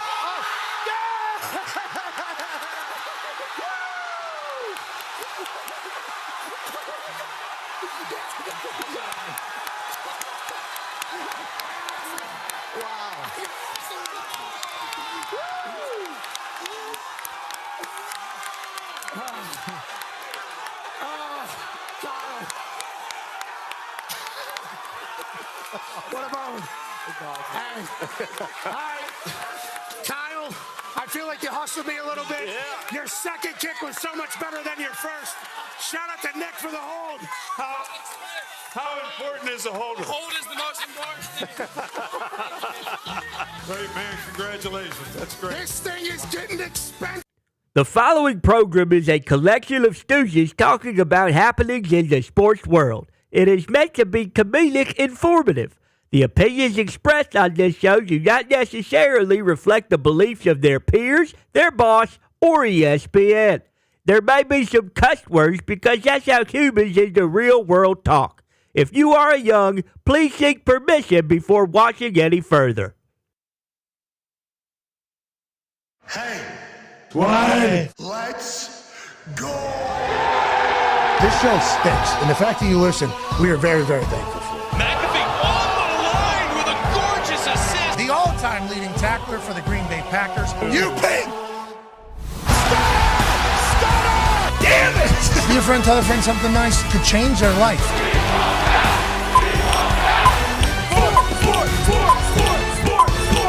Hello, beautiful people, and welcome back to our humble abode, the Thunderdome, on this NFL Week 14 kickoff Thursday, December 5th, 2024. Hour 2 of the program starts now. Football! It's wonderful. We're so lucky we get to talk about it every single day. The Talks Table's here at Boston Connor and at Ty Schmidt. Big one for your Packers tonight. Big game tonight. Ty is an owner of the Packers. He's got a piece of paper, and obviously right. he paid $700 for that back in the day. I didn't pay for it. It was gifted to me, but someone paid, $700 for it or so. Well, congrats to you. Yeah. Getting gifted a team? I know. like that. I know. That'd be cool. Can you imagine that? Unbelievable. That'd be so much fun. Yeah. Think about you just living your life, walking around, and you just get a majority share of an NFL team out of nowhere. Unbelievable. Cool. That'd be so cool. Yeah, it was. You didn't get a majority share. No, never. Have you ever been able to like even mail your thoughts in? Is there a No, owner's? I think the Every kind day. I think every year there's like a owners meeting, if you will, and it's basically where they kind of just open the gates of Lambeau and let everybody come in, and it's freaking fracking awesome. Exactly, and pal around, and hey, I don't know, there might be something like, because you're an owner, guess what? We're gonna give you 10% off one item at the pro shop. Oh, really? Yeah, I mean, I don't know, because I haven't been up to Green Bay since I've been an owner of the team. I like to keep my thoughts from afar and kind of let the boys. Yeah, you're hands-off owner. Exactly, boots on the ground. You you're definitely judging them. Without a doubt. But hands-off. Exactly. Like an angel investor. That's a good way of putting it. Yeah, you're just kind of watching, judging, but not really being a part of the solutions. No, at the end of the day. You're more of a problem-driven owner for the Green Bay Packers. Exactly. It's up to you guys to fix it. I'm going to give my thoughts. I'm going to tell you how I feel. But at the end of the day. That's what this piece of paper had. I'm going to be around a lot longer than you are. That's right. How many owners are there of the Green Bay Packers? Do we know? A lot. And I think what they do is, there's only so many shares. But then after like a year or so, it's like, guess what? We cut these in half. Shares are opening back up if you want to get back in. I love it. You can get another piece of paper if you spend another. Dude, get a bunch. I might get one. This is one of the best rackets going.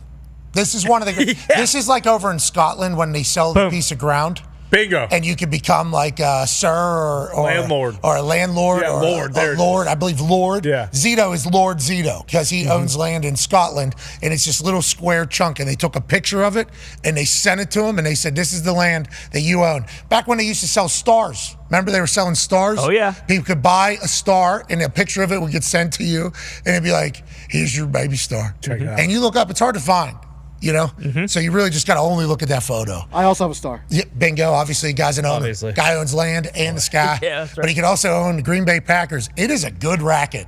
We have no owner. You know who is? The people who do what? Everybody. Just send us money for what? Nothing. It's like NIL. You guys are paying NIL deals. There's really no return. You guys aren't even getting like a parking spot anywhere, right? No. I mean, I literally, like I said, I get absolutely nothing out of it other than, and I don't even know where the piece of paper is. What? To be honest, I think it's at my mom's house somewhere. Maybe it never made the move to Indy with me. There are currently 537,000 stockholders / owners of the Green Bay Packers, and there have been 6 stock sales: 1923, 1935, 1950, 97, 2011, and 2021. And obviously, we know that our generation of people throughout the history of the NFL, we are going to expedite those more than anybody else. Now, granted, there was a 12-year difference in the first one. That was trying to get the team off the ground, I assume. But from 35 to 50, that's 15 years. 50 to 97, that's 47 years. Then we get to 2011, it's 14 years later. Then it's 10 years later. Let's assume that's going to be 5 years later, and that's going to be 2 years later. And then guess what? Every year, you're getting an opportunity. And that's what our generation of people do. We have kind of manipulated systems to our own benefit more so than anybody. And why would you not if you were the Packers? If you can get somebody to send in a few $100 for absolutely just a piece, you're buying a piece of paper. Yeah, put it in your basement, frame it, put it in, put it above the bar in your house. Pretty cool. And then Packers fans, now I heard reproduction rates are going down amongst humans, which I guess is a big problem. So we hope everybody chooses to have kids if you have the ability to have kids, and kids are awesome and all that shit. But whenever Packers fans are born, what do you got to gift them? Well, this kid's going to be a Packer owner. Team. Boom. That's a never-ending supply. You could sell ocean water pretty much, is what the Packers have been able to do. And you feel like you're a part of it. Yeah, without a doubt. I will bequeath my ownership to my daughter when she is of age.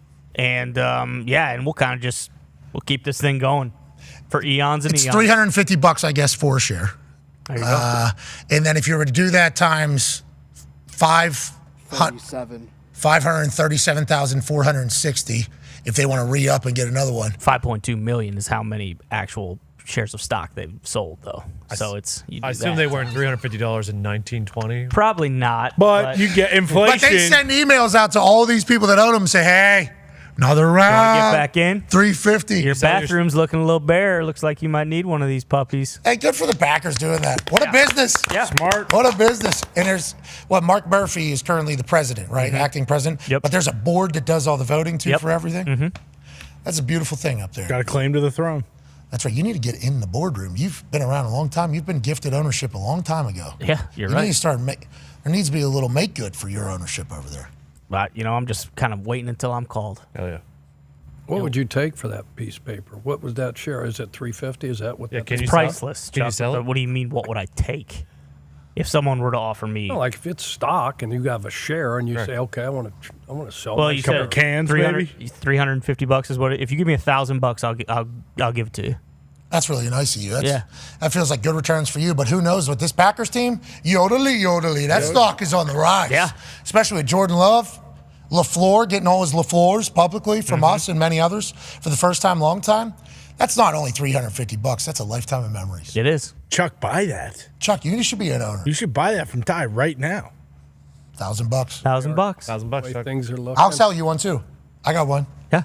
Didn't you get one too? I have one. I think I might actually have two. Whoa, maybe three. Yeah, maybe three. And I got one of those stars. $1,000 a pop, Chuck. What do you think? See, this is what happens with older folks. I don't like wait. this. What'd you say? When did you say the next sale was? Like 3 or 4 years. I think it is like 2026. Why would I give you guys, give you clowns 350? 26, so they went down to 5 years. I believe I did. I don't know if that's confirmed, but I did read that hey, it's coming. So they are splitting from 10 to 5. That's only going down to. That's going to be every other year. You would assume, yeah. Very soon. By then, it's going to be $4,000 a pop, though. So you're getting right now. Well, depending upon if they win tonight or not. Can you imagine? Tonight really. Imagine?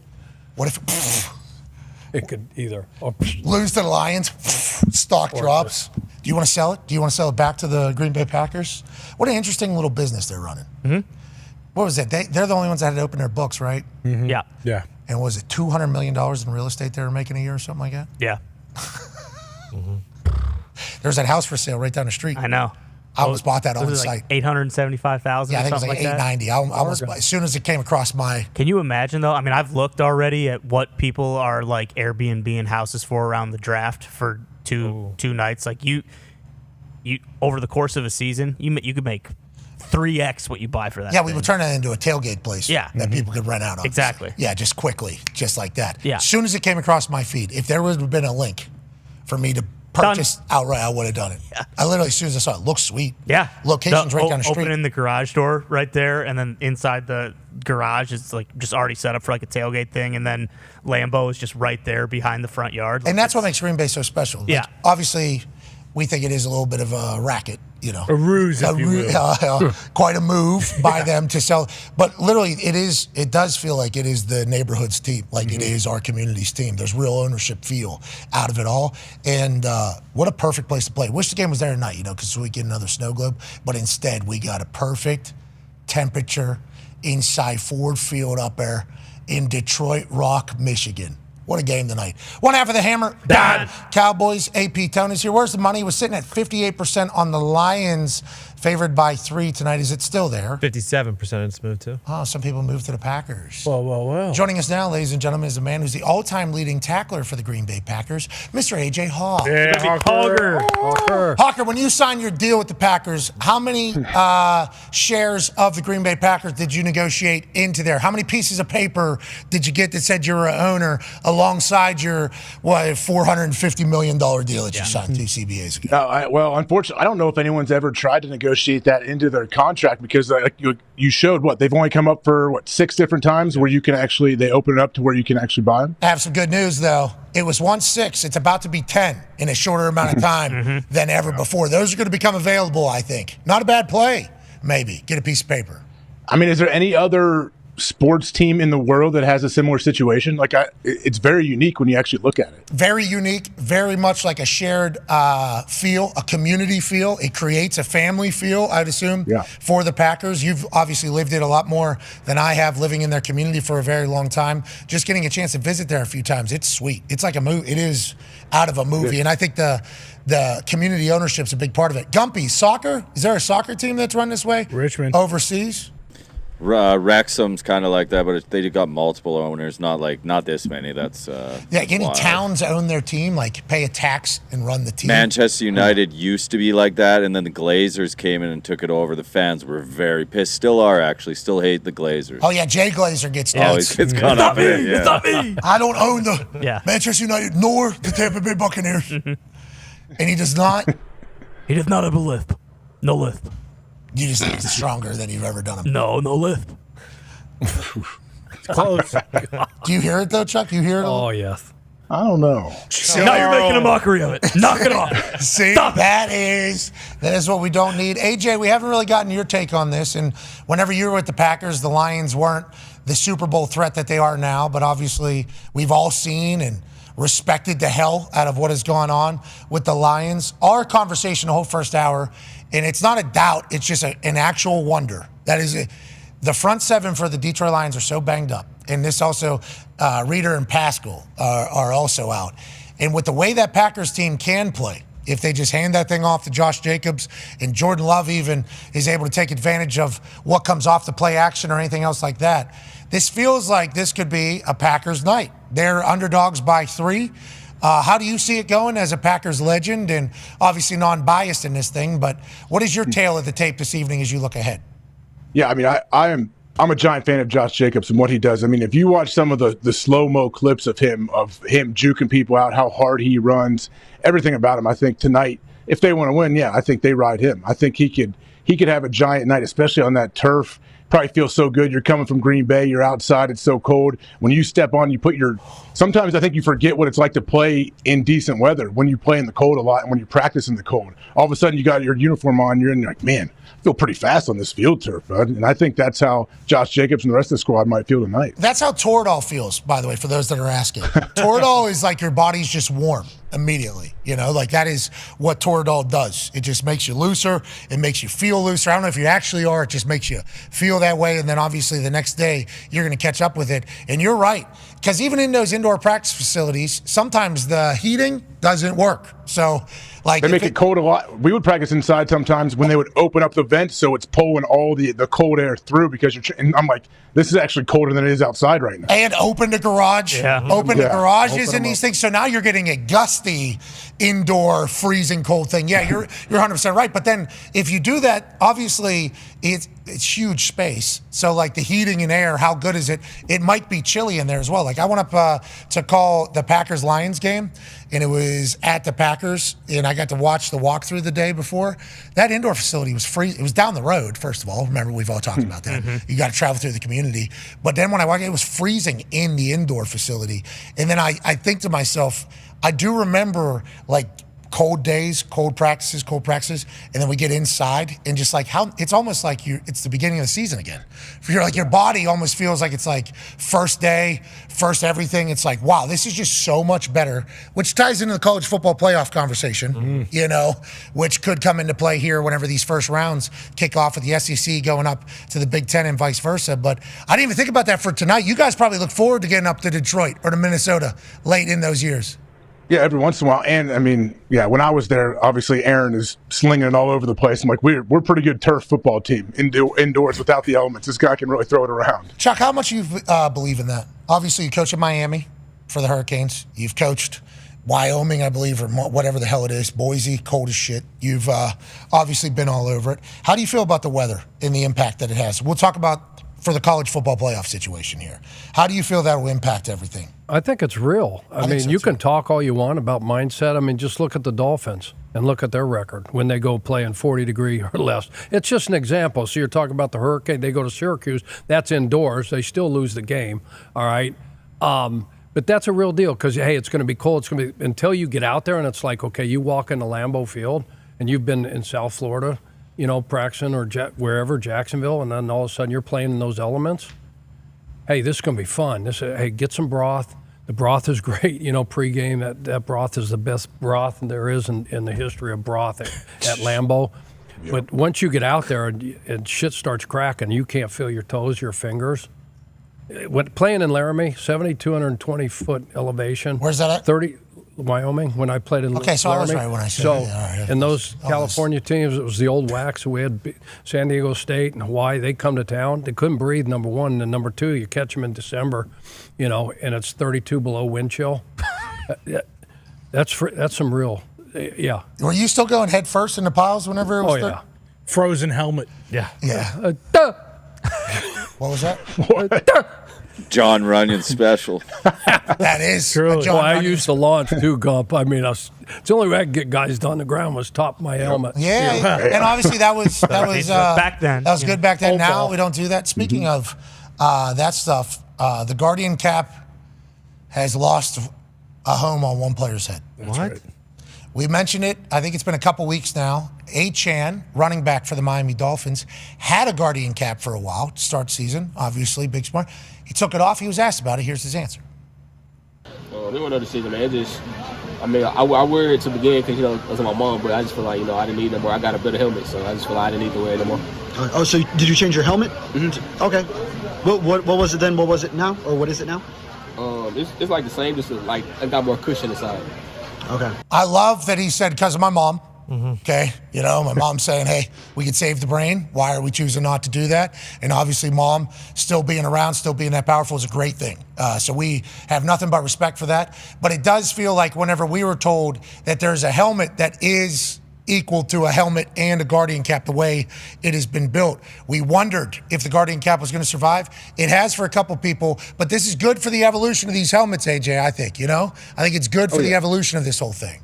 Well, just think of the evolutions. Have you ever seen, I know guys that bring me and show me their helmet from Ohio State in 1968.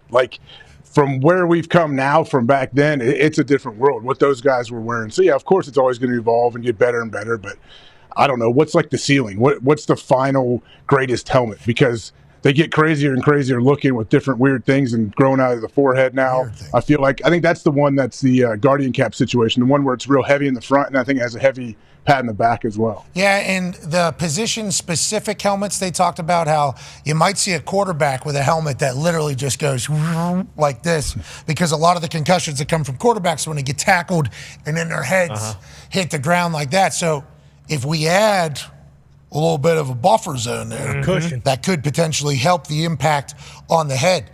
But then I think the question always goes back to, are some heads more likely to get concussed than others? Yes.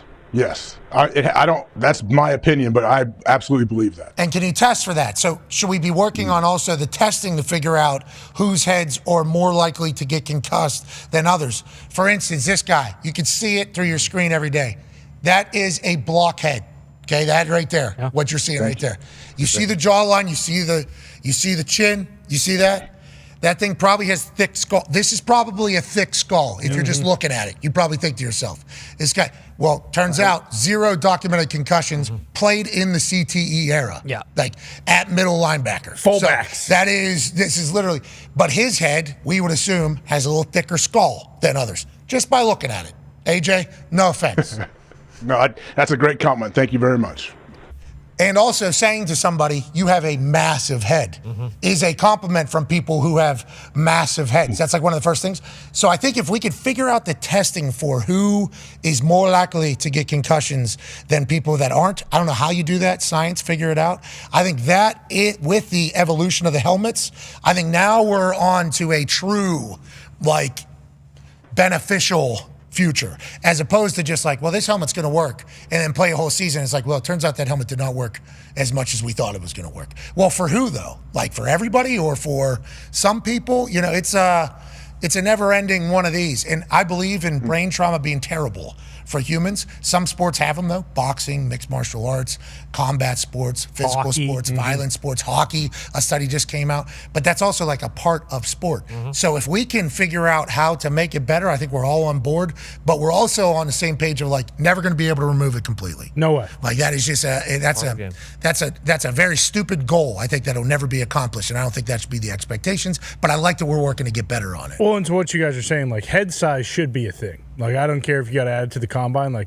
We talk about Cam Hayward's head all the time on here. He definitely has a lower percentage chance of getting concussion versus a Tua, just because of strictly head size. And I don't know what Tua's head size is. I don't know either, but I know that on the scale of normal head to Cam Hayward, he's not at the Cam Hayward should side. Be head weight. Head weight should be a thing. Head weight, because then that would imply more bone structure than brain structure, right, in there? Because you don't think somebody's looked at that and we're sitting here saying, okay, it's the head size and the weight. We're just spitballing, all right? I don't know why you're legitimately, have you? Well, you're just throwing out stuff, Con, man. You should see what you know what I played in high school? So I'm looking at your head right now? Yeah. Don't want to say it. And you know the helmet? AJ, nobody's ever said you had a big head, right? Nobody has ever. I don't have a big head. Okay, agreed. Concur. You ever have a concussion? It's a peanut head, but that helmet, Moms back in the day didn't give an F because they let us all play. Thank you for doing that. And we had a Rydell, and it had rope in it with a dome in it. It was called a suspension helmet. Anybody have one of those? Uncomfortable, yeah. Can you imagine? Yeah, hey, here you sure. go. Go we knock had those. And we were head down. straight Are you trying to go back to that, Chuck? No, sir. And then we went to the bike helmet and had the pads in there, and then you get in cold weather, and they froze on you. Oh, yeah. And that felt good. Getting the helmet on and off, I will say. AJ, you played a lot more football than me, obviously. Grew up in it. Putting the helmet on and off in cold always sucks, right? There's not like a time you No matter what. That's why I'd go out to the initial warm-ups in Green Bay. We'd be out there 12 minutes or whatever it is. I would go directly to the sauna and put my helmet in there to warm up before we went out and ran out the tunnel. So, because every time I'd be putting my helmet on, it would hurt so bad and be so uncomfortable, but I couldn't show it, because I'm punter. Can't. Oh, you'll bruise your ears. I bruise my ears and stuff when you're putting a cold one on and off. And I got a rather large dome. So, like, putting that thing on, got to do the pull. Yep. Got to do the pull out, but never going to be able to pull out enough. And then the head is going to get, and then the ears are getting bent down. I feel like I'm getting cauliflower here, and then, all right, punt period down. I'm like, I can't bitch because I don't got to actually hit anybody, but this sucks. If we could figure out how to put this fucking thing on a little bit better, that would be fantastic. I think what he was talking about, though, is he said there's more padding on the inside of the helmet. I think it's probably one of those bigger ones. I wonder if they're more comfortable to put on inside. You'd think so. What do you think, Abe? Probably. They got to be much more comfortable, I would think. You would hope. Those things used to be. Because we had that like plastic rubberish with the bladder inside. Mm-hmm. The ones now, if you look inside, it looks like soft padding. There was a guy that had styrofoam, I think he was pitching. Oh, styrofoam. Really? There was some sort of styrofoam racing helmet. It was here in Indy.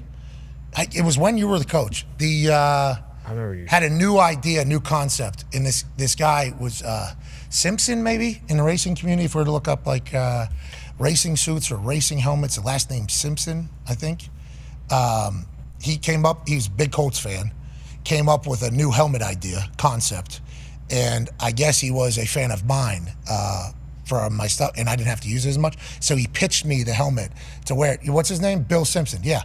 Tackles football concussions with new helmet. And they were using like some race stuff. Those things look sweet. With football stuff. They kind of pieced it together.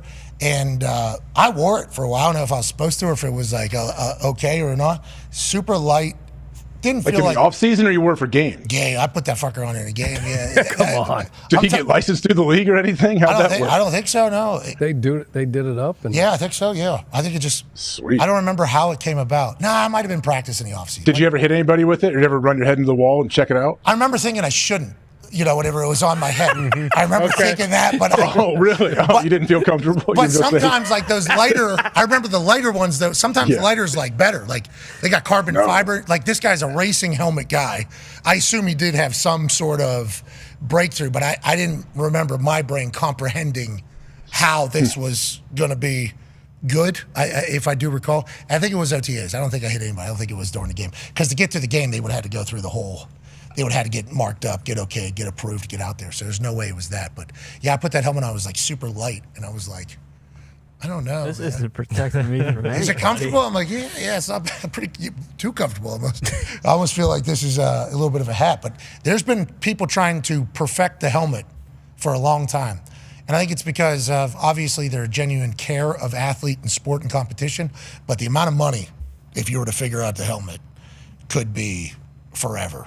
And all these companies know that, Age, all of them. And it sounds like Achan's got a company that has been able to kind of piece together the two best helmet, best Guardian.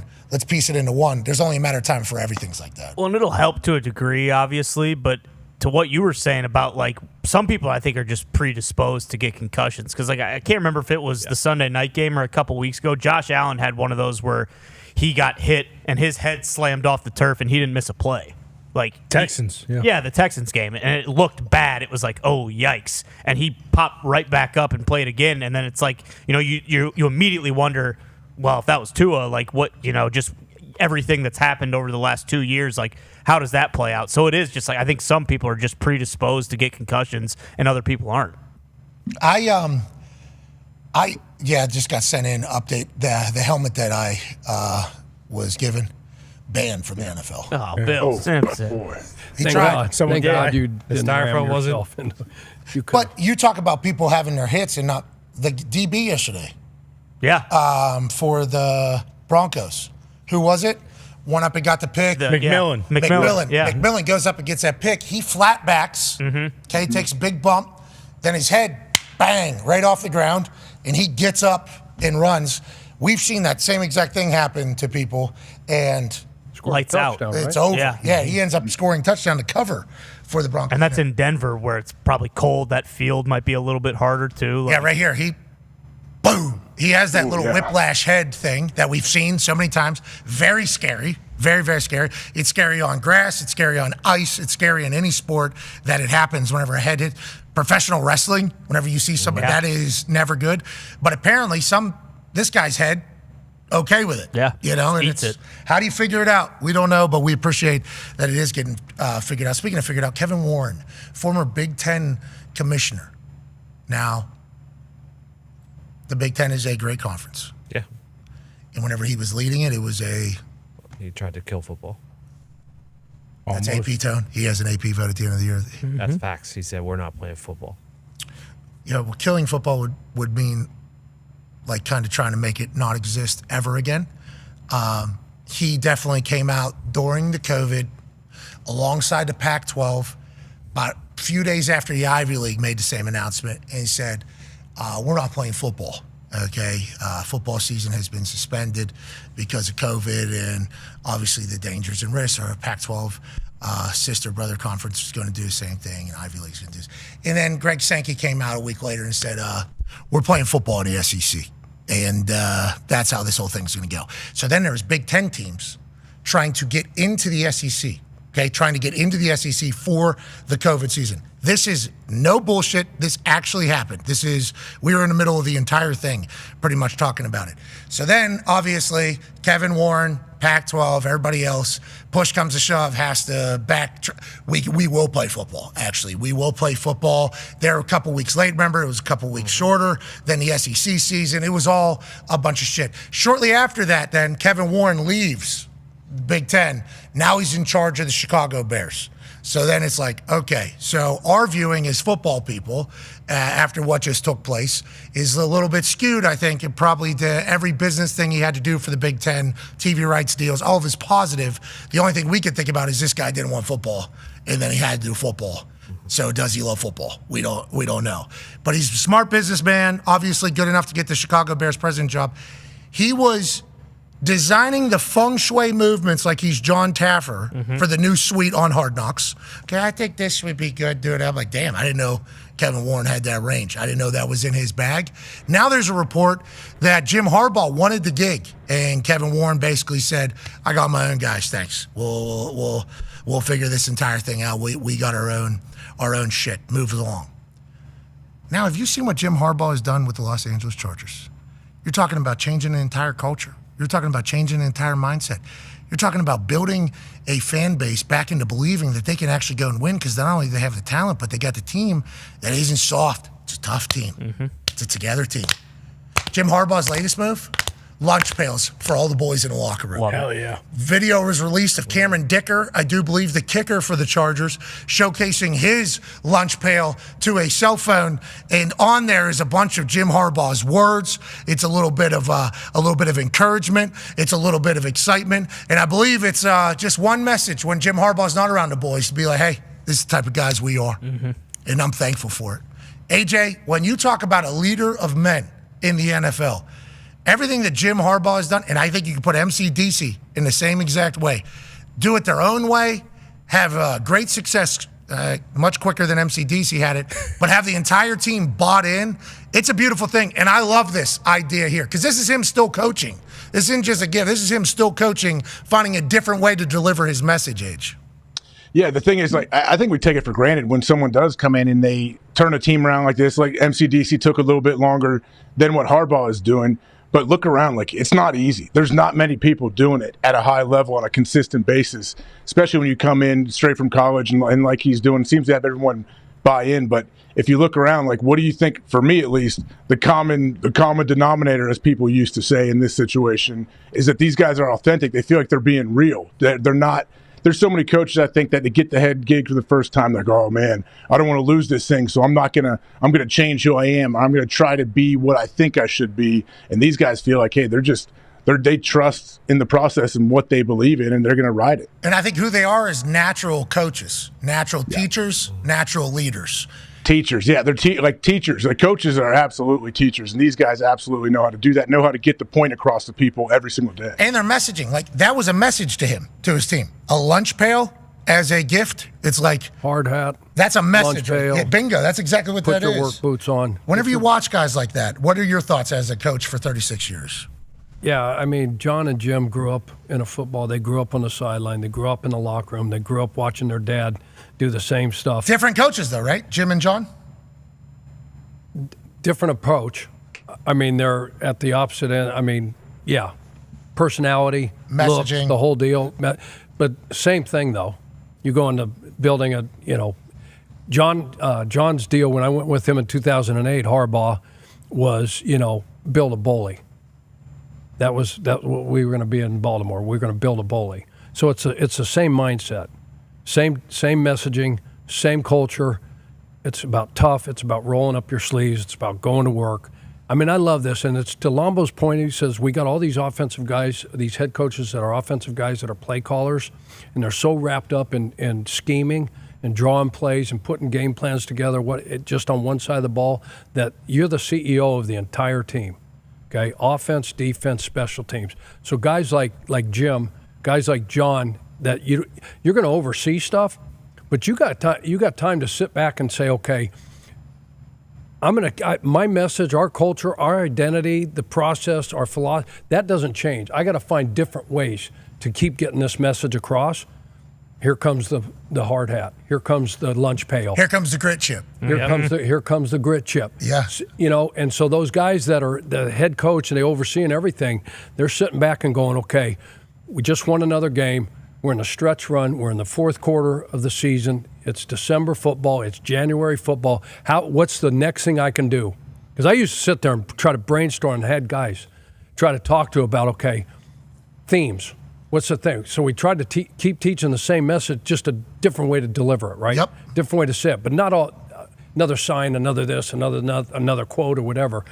It was still team. It was still grit. It was still, run the ball, stop the. I like when a team's bought in like that. And those are the right things to be bought into. The Chargers obviously are. And Derwin James, after his game-winning pick, he was trying to give that ball to mentor in Jim Harbaugh. And he actually said, I love you guys. Here, this is for you. And they're like, nah, it's your ball. There was a hug on the field. They're all the way in. That Chargers team is dangerous. What are the odds, AP Tone, for them to win a Super Bowl? I just looked at a book real quick. They are ninth in as far as best odds to win the Super Bowl at 30-1. Plus 3,000. AJ, obviously there's teams that we think are playing phenomenal. Like Philadelphia Eagles are a team that are playing phenomenal. The Lions have been able to play phenomenal. Are they going to be able to continue to with all the injuries? We shall see. We'll assume yes until we're proven otherwise. The Chargers have a team, though, all bought in, that is built to beat anybody.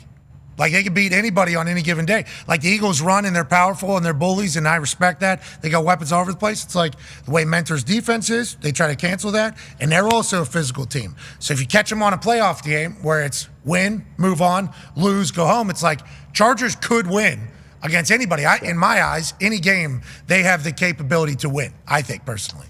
Well, I think you have Justin Herbert, and then if I'm still correct, don't they still have the number one scoring defense in the NFL? Mm-hmm. Is that correct? Mm-hmm. Still, I think what D. Butt said yesterday. I think put it out. Yeah, if they're in the top five, then you have Justin Herbert, and you have a defense playing at that high level, not giving up many points. Yes, you absolutely have a chance, especially in the playoffs when we know different games, different elements can kind of change things to where it can take away some team strengths and everything. Maybe play into a team like this. I almost said San Diego Chargers, seeing these awesome unis. But, yeah, this Chargers team, they're fun to watch, too, though. That is the thing about the Chargers. Unis are sick. New facility is sick. Social media team is unbelievable. Best in the league. Yeah. It is. It looks like fun, though. It just looks like they're having fun. That's what's cool, too. It's not we're going to grind it out, come in every single day, and, I show up and it's dark. I leave when it's dark. This is my whole life. These guys, yeah, they're doing that, but they seem to be having fun and have, a good outlook on it. Which I guess you got to compliment the culture that they have. Who's the GM? Yeah, of course. Joe Ortiz. Yeah. From Baltimore, right? Yep. So they got the guys in there. The carryovers, they've been a part of so many heartbreaking losses. I think they're like, if this is going to work, we'll buy in. But then the new people there, they find the right people that will buy in.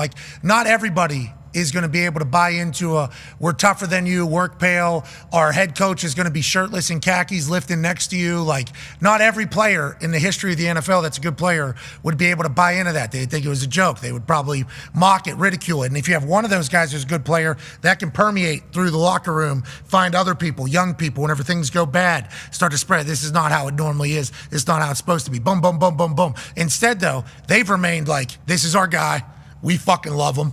And whenever he does something about olives coming out of a jar and everything, we love it. We enjoy it. And that's a beautiful thing whenever you create that type of culture. Whenever everybody's all in and you got talent, that's a dangerous, dangerous team. And Jim's obviously done that. I think this weekend will go a long way to a lot of people believing them or not, because they play Kansas City on Sunday night, and some of their losses this year have been to the Ravens, Steelers, and Chiefs.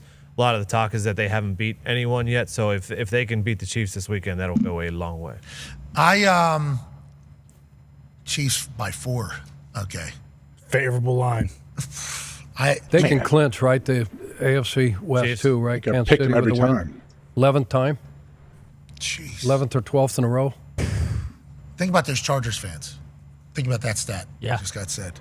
And then knowing that they got Patrick Mahomes for the next 10, 15. Is Mahomes only 29 years old? Is that right? I don't think he's that old. I think he's 28. 28. Yeah. Jeez. Wow. He was 28 whenever we were listed off all his accolades. Yeah, he's 29. He's not 30, though. He has turned 29. Oh, since okay. then. Yeah. But we rattled off all the things he did before 28, and it was like, oh, there's a Hall of Fame career already. And he's only been in here 7 years or whatever the case is. What a freak show over there. And that's why even more so for the Chargers. Good for you. Chiefs have won 8 straight division titles. Think about the Chargers fans. Okay. Been so close. There's so many games. Herbert. If we come back on this one, if we take this, if this guy does this instead of that, we're in it. Then all of a sudden it comes down to the final game with the Chiefs. Chargers have played the Chiefs well, right? I've beaten them in Arrowhead. That's like the Chargers. It's so good for them. And every video that comes out for that building is a good one. I don't see any negative bullshit coming out of the Chargers ever, seemingly, since Harbaugh's got there. When you win, too, I mean. Yeah. Nice.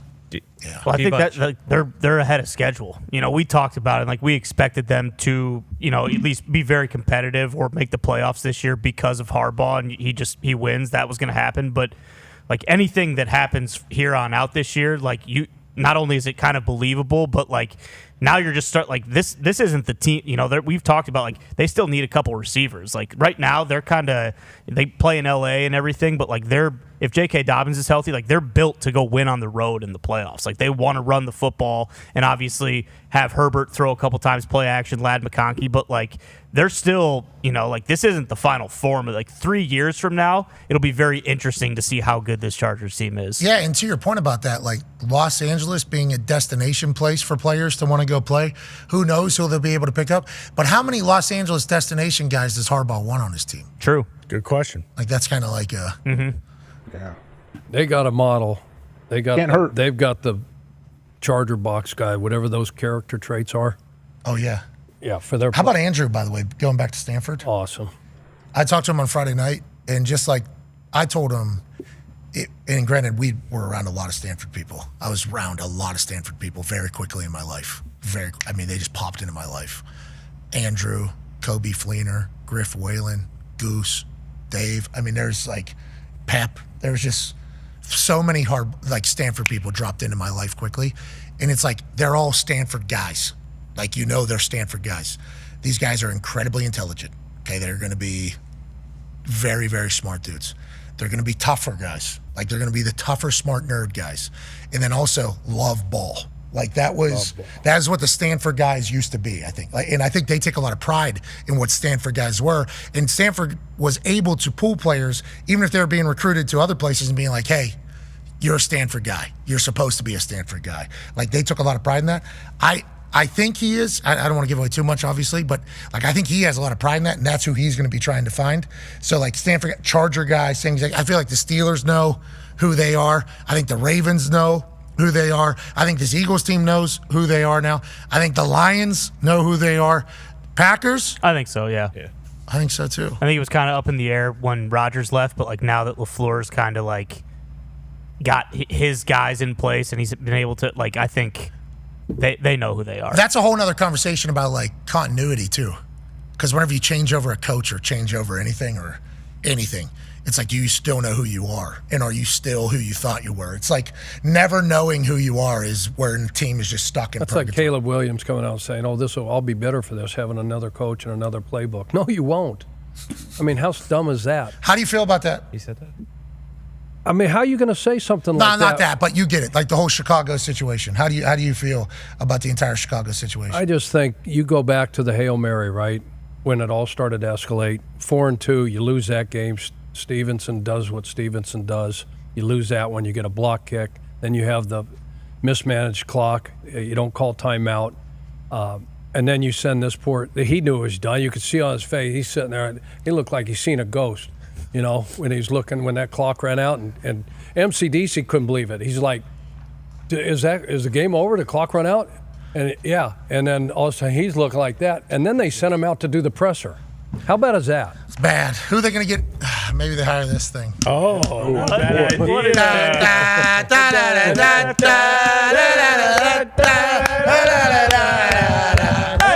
It's the Oregon Doctor, the Oregon Doctor, the Oregon Doc. Hey!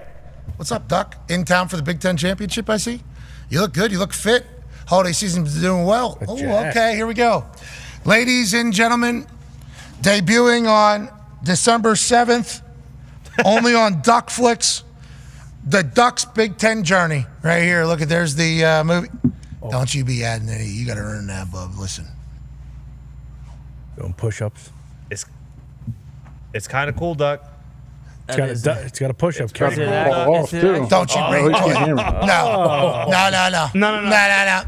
Oh, it's got a joke.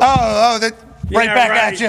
Right back. Oh, he gave him a diaper. He gave him a diaper.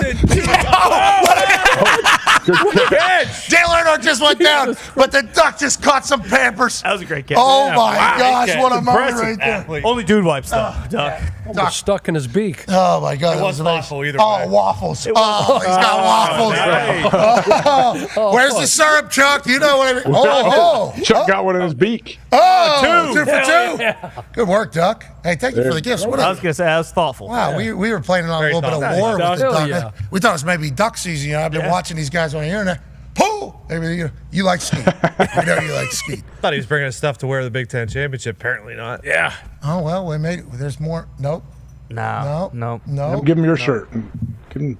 Yep, that'll do, Doc. Oh, nice. Oh, I like that. That's a good size spring on that thing. Yeah, I might need one of those. I'm looking for one of those. I don't know about getting that spring for something. Hey, Doc, when'd you get into town? This morning. Okay, how was the trip? Long flight? Did you get tired? Cold. Yeah. A lot of storms coming in. When did you start your trip? When did you start quacking? Yeah, your turbulence. Cut in half overnight, half stopped. Laid up in a little bit of water. Got a little nap. Got a little sleep. Maybe made love with a... Whoa. We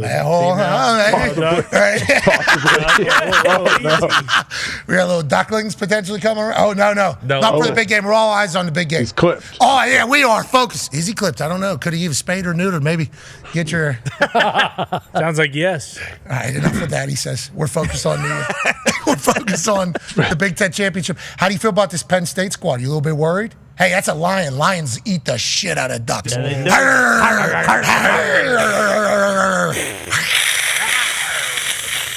That's what they do. And you go, because you ducks are a little, what's that whenever you're like quick to run off? Skittish, yeah. Skittish. Yeah, you ducks are a little skittish, aren't you? Seen their legs below the water? Ain't so calm. Yeah, that's right. There's a lot of moving. Mm-hmm. Ducks got good handwriting. He's also words per minute very slow. Yeah, that's the difference between humans and ducks, though. Yep, you're right. I mean, that's the difference. That's why we call them in. You know, It is great to have the duck in the Big Ten. I will say. I agree. It is. Duck's entertaining. I don't think all the Big Ten mascots be a good game, but their mascot looks like an old tube sock. Okay. On crack. Pretty good. That's fair. Yeah, you're right. Pretty good, Doc. That's fair. Not you, Doc. I'm talking about the Nittany Lion. Looks like he's on crack. So, will you have a meet and greet? I saw Arizona State and Arizona. They went at it. They actually threw. They would beat your ass, Duck. Yeah, they would. Yeah, I think they would. Did you see that right hand? Right to your beak, right there. I think there's a. Crane kick. I like. Well, Daniel-san. Yeah, Sensei. You bring a flag to plant? Notice me, Senpai. Yeah, what are we doing with flag planting? What are you doing with that?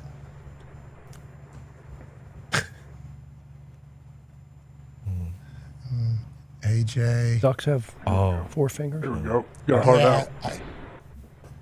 We got 9 minutes, so we'll see if this message gets finished. Maybe. This might be a Buckeye jab. AJ. Yeah. It's got good handwriting for real. AJ don't like the flag plant. No, he doesn't. No, he doesn't. Oh, no. Do you like the flag plant? Oh, the Ducks. Luke different. Doyle. The Ducks are Sounds different. like yes. How do you feel about the Big Ten getting 4 teams in a college football playoff? How do you feel about that? You like that? You like that? You think? What's that? You want more? You think the Big Ten's the toughest conference in all of football? Tell him, Duck. You think so? Be honest. How's the first year been, Duck? Have you been welcomed into a lot of these places you go to? How about over there and jump around? Oh, yeah. Jump up and get down. Jump. How'd they treat you over there? Was it good? Good.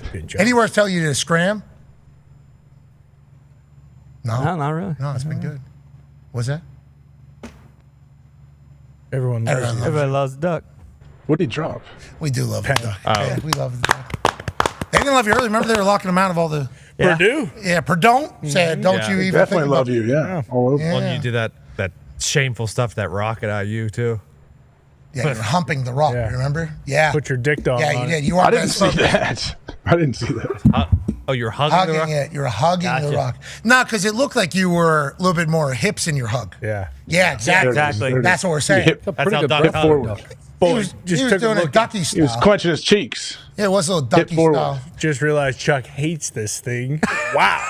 Took a What did he peek- say? Get the hell off? Yeah, just took Is a he peek scared of over him? at him. He Chuck Hey, why is not a does fan. you said everybody loves the duck? I agree. I thought he does not. Older does generation not. like you guys? or Give him no? a hug. Tell him to give him a hug. Oh, is it because Oregon beat Boise? I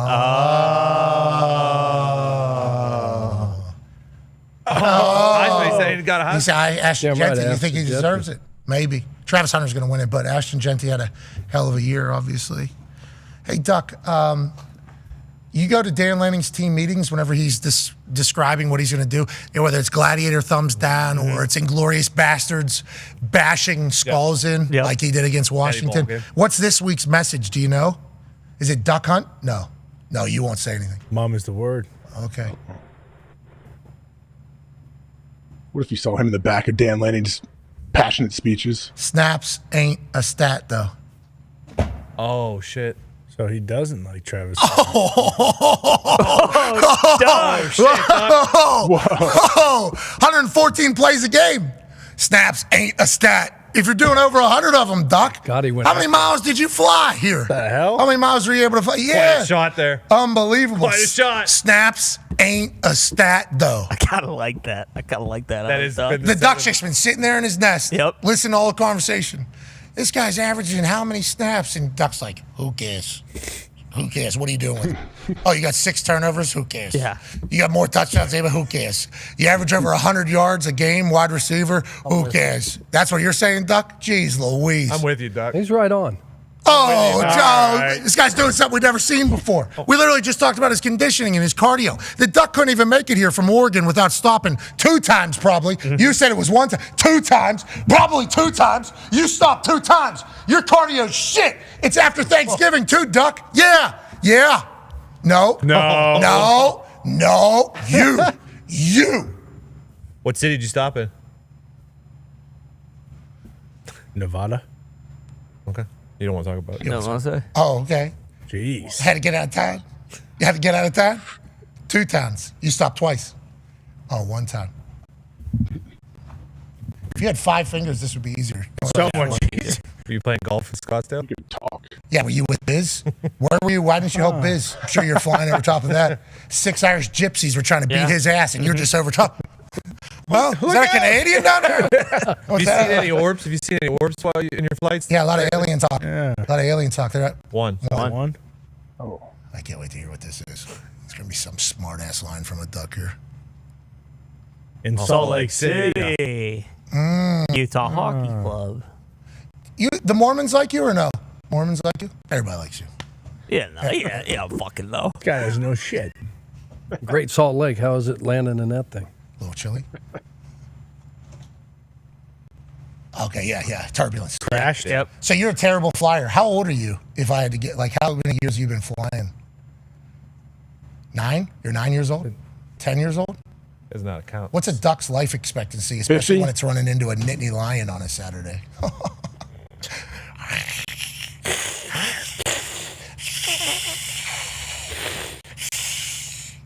I'm worried about you, dude. With the fights, with the flags being planted, I know. the mascot fights. Yep. This is going to duck around and find out, ain't it? Oh, yeah. Truly. Legit, you're going to duck around and find out, I think. Oh, he said, okay. He said, okay. Ticket prices aren't too.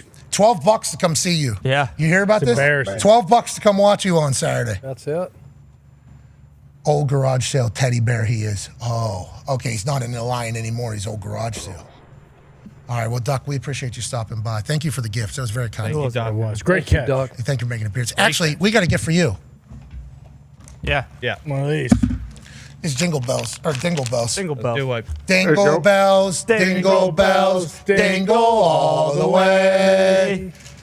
Rub your cheeks with these and your troubles go away. Hey. It's huge because you're not wearing pants either. A duck from Yeah. Oregon tries to fly. Written by the duck. Hey, here we go. Oh, yeah. I Here- forgot. Duck's a bit of a Oh, dude. yeah, here we go. Yeah. I completely forgot about it. I'm just saying, the duck just said right there. All right, Duck. What do you want to do? Shoot a basketball, throw a football? Throw a football. Okay, you're going in this hoop over here? Okay. The net or the boss's box? Either or. You put it into a hole in the net or into the final boss's box. You will win 30 people $500 who repost this post on X, say something nice to somebody, and put the easiest way to pay them. Now, this is going to... You picked up the Duke. Throwing the Duke. Wow, there's a lot of different balls that are NFL available. ball. Duke for the Duck. Picks up the Duke. The Duck has traveled for the past 3 days to get here to Indianapolis, Indiana. Took 2 stops because the conditioning and cardio is a little bit low post-Thanksgiving. But if this Duck could throw that pig into one of those holes over there, 30 people, $500 for a Big Ten championship for Oregon! The Duck has a hose. Yeah. What the hell? Close. Would have counted it off the wall. One more throw. One more throw. One more throw. One more throw. The Duck for the people picks up the national championship ball from last year. Good omen. Resetting the protection. Okay, audible, audible, apple, Alert, apple. alert. Cheek, cheek. Quack, quack, quack, quack, quack, quack, quack, quack, quack, quack. Go Duck! Jesus! God. Take a little off, dog. Holy shit. He's all jacked up. What if that would have come down? Oh, that would have been awesome. Threw his arm out. Throw another one out there. Duck, we get some damn control. Please. We sign off here. Hold on, Duck. Pump fake. The bear played D. We'll continue on YouTube, TikTok Live, and ESPN Plus. We'll be back tomorrow overreacting to tonight's game. I'll be in Atlanta for the SEC Championship. Cheers. All right, Duck, listen. We're still live on YouTube. You just blew it on ESPN, though. Oh, my God. That's a damn shame. Oh, my God, Duck. You almost took down our CFB sign. That's college football sign. Phil Knight is so pissed right now. Oh, he just said that Uncle Phil Knight, not going to be happy with your performance right there. Why don't you have a swoosh on the side of your feet? The NIL deal is going to be huge. If you would have made that. But instead. Is there a swoosh on any of his clothes? Are you an Adidas Duck? There it is. Yeah, what are we doing? Yeah, I'm just saying, there is no. We're trying to identify. I got Nikes on. no swoosh. Are those from China? Better not be. Fake one. Jeez Louise. Fake? You're wearing fake Nikes, Donnie? Knockoffs? You're wearing fake? No, those are the Duck ones. I mean, 3 stripes. Duck 1, 2, 3, 4, 5. There's little feet. Duck 11s. One of one. There you go. There you go, Doug. Good call. Foxy said 101. Is that what you were talking about? Aren't there like 3 of you guys, though? Yeah. 101. There's still the swoosh on all of 101. But are yours one of? So, what size are those? Are those my size? They look like Bones boots a little bit. Size 15. 11? 14, 13. Oh, yeah, because there's only 4. Yeah. So size 12. Boom. Had to do the math. Yeah. Yeah. Yeah, that's on me. That's duck life, baby. Speaking of a duck life, you can really make some people's lives a lot ducking better. Mm-hmm. All you have to do is put a football into one of those holes over there. You can either put it into Final Boss's box, which is where all the good stuff happens, or to one of the holes on the 3 nets, or 3 holes that is on the 1 net over there, being guarded by a bear. Yeah. Which could be a Nittany lion, if you really think about it. Symbolism. Duck, all you got to do is put that ball into a hole. 30 people will win $500, Duck. For the Big Ten championship, too. You miss this one, Penn State's winning. Yep. Wow. That was a miss. Oh, no.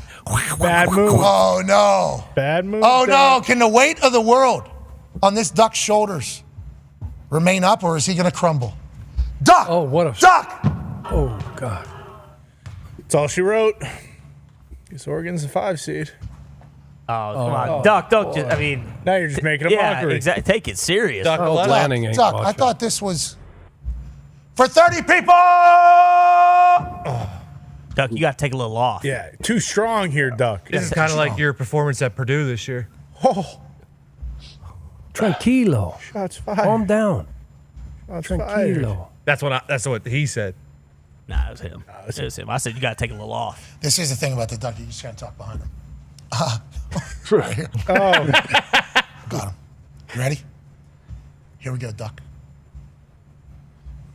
What's the thing about that mascot that was hitting on a reporter? The Miami Hurricane. Is that who it was? Yeah, I think the Did Duck you hear has about the reporter some experience and the mascot? You guys texted each other, said we can't be doing that. Yeah. Y'all move along. Yeah. Or is it like a welcome to the club situation? I don't know. That's journalism right there. No, he didn't hear you, and he's saying no. You and the Hurricane ever been out together in Miami? You guys hit the town? No. What do you do night before, Let's see, Duck? You go to different watering holes in town? Raise a little hell. You booze a lot? You do push-ups? Push-ups. Lift weights and sleep. You're a little bit too strong right now. Maybe if you have a little bit of touch here on this particular football throw, 40 people. Holy shit. What? 40 people win $500. Doc, listen, I'm pulling for you. All you got to do is put that ball into any hole that's over there. And 40 people win $500 in this holiday. Oh, man. Aim to the right ear of the bear. Okay? Aim to the right ear of the bear. Well, the left ear of the bear or the right ear of the bear? Well, as we're looking at it, the right ear. Left ear. Left on the bear. Left ear. As we're looking at it. Yeah, Here's what I want you to aim. See where the CFB is? Aim for the B. All right, and CFB. PMS, CF. Aim for that, and it's going to come right into the hole. And take a little off it. That's a terrible idea. And do it for the people. Throw a 40 fade. people, $500. Getting coached up by Coach Pagano. Oh, my God, that was so good. It's a good throws. That was a Yeah, great he throws a good spot. Yeah, the Duck has a good ball. I think it's the 4 fingers. Must be. Yeah. Yeah, never going to be able to find Can't it. be very grippy either, is it? Is it slippy?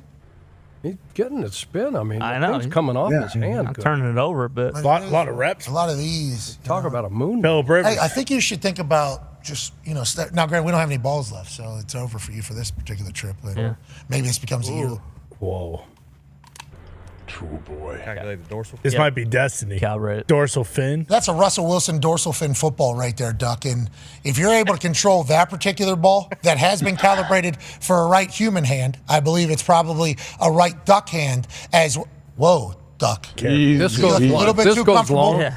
This could be some serious damage to the wall. Well, that's the thing about the Duck. The Duck is jacked. He does push-ups for every point that is scored. He flew all the way from Eugene to Indianapolis for the Big Ten championship. And now, if he's able to put this dorsal fin football into any hole over there, 50 people will win $500 this holiday season.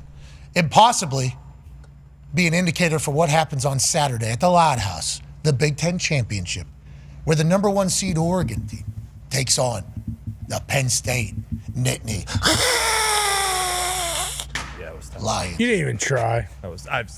Dorsal fin. What's the effort all about? You tired from the trip over? What do you say? You're tired? You're kaput? You're exhausted? Say no más. Wow. You don't get tired? You are tired. It's a graveyard. Look at how many misses you had. Jesus. Terrible. Looks. You know what it looks like? A pond after somebody goes duck hunting. Oh no! Look at it! Look at it! Look at it! Look at it! Whack, whack, whack, whack, whack, whack, whack. They come down and then boom, boom, boom, boom, boom, and then it's down there, and that's what it looks like. Jeez Louise! I don't love it. I'm just telling you the facts.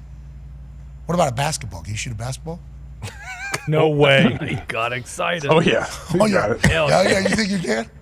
Yeah, you think you can? Oregon got their first Big Ten basketball win last night. Really? Yes, they did against USC. Are you a football duck or you go to basketball games too? A little bit of both. Does it all. What about track? What about track? You go to the track too? Yeah, because Speed University, right? Speed City. Oh.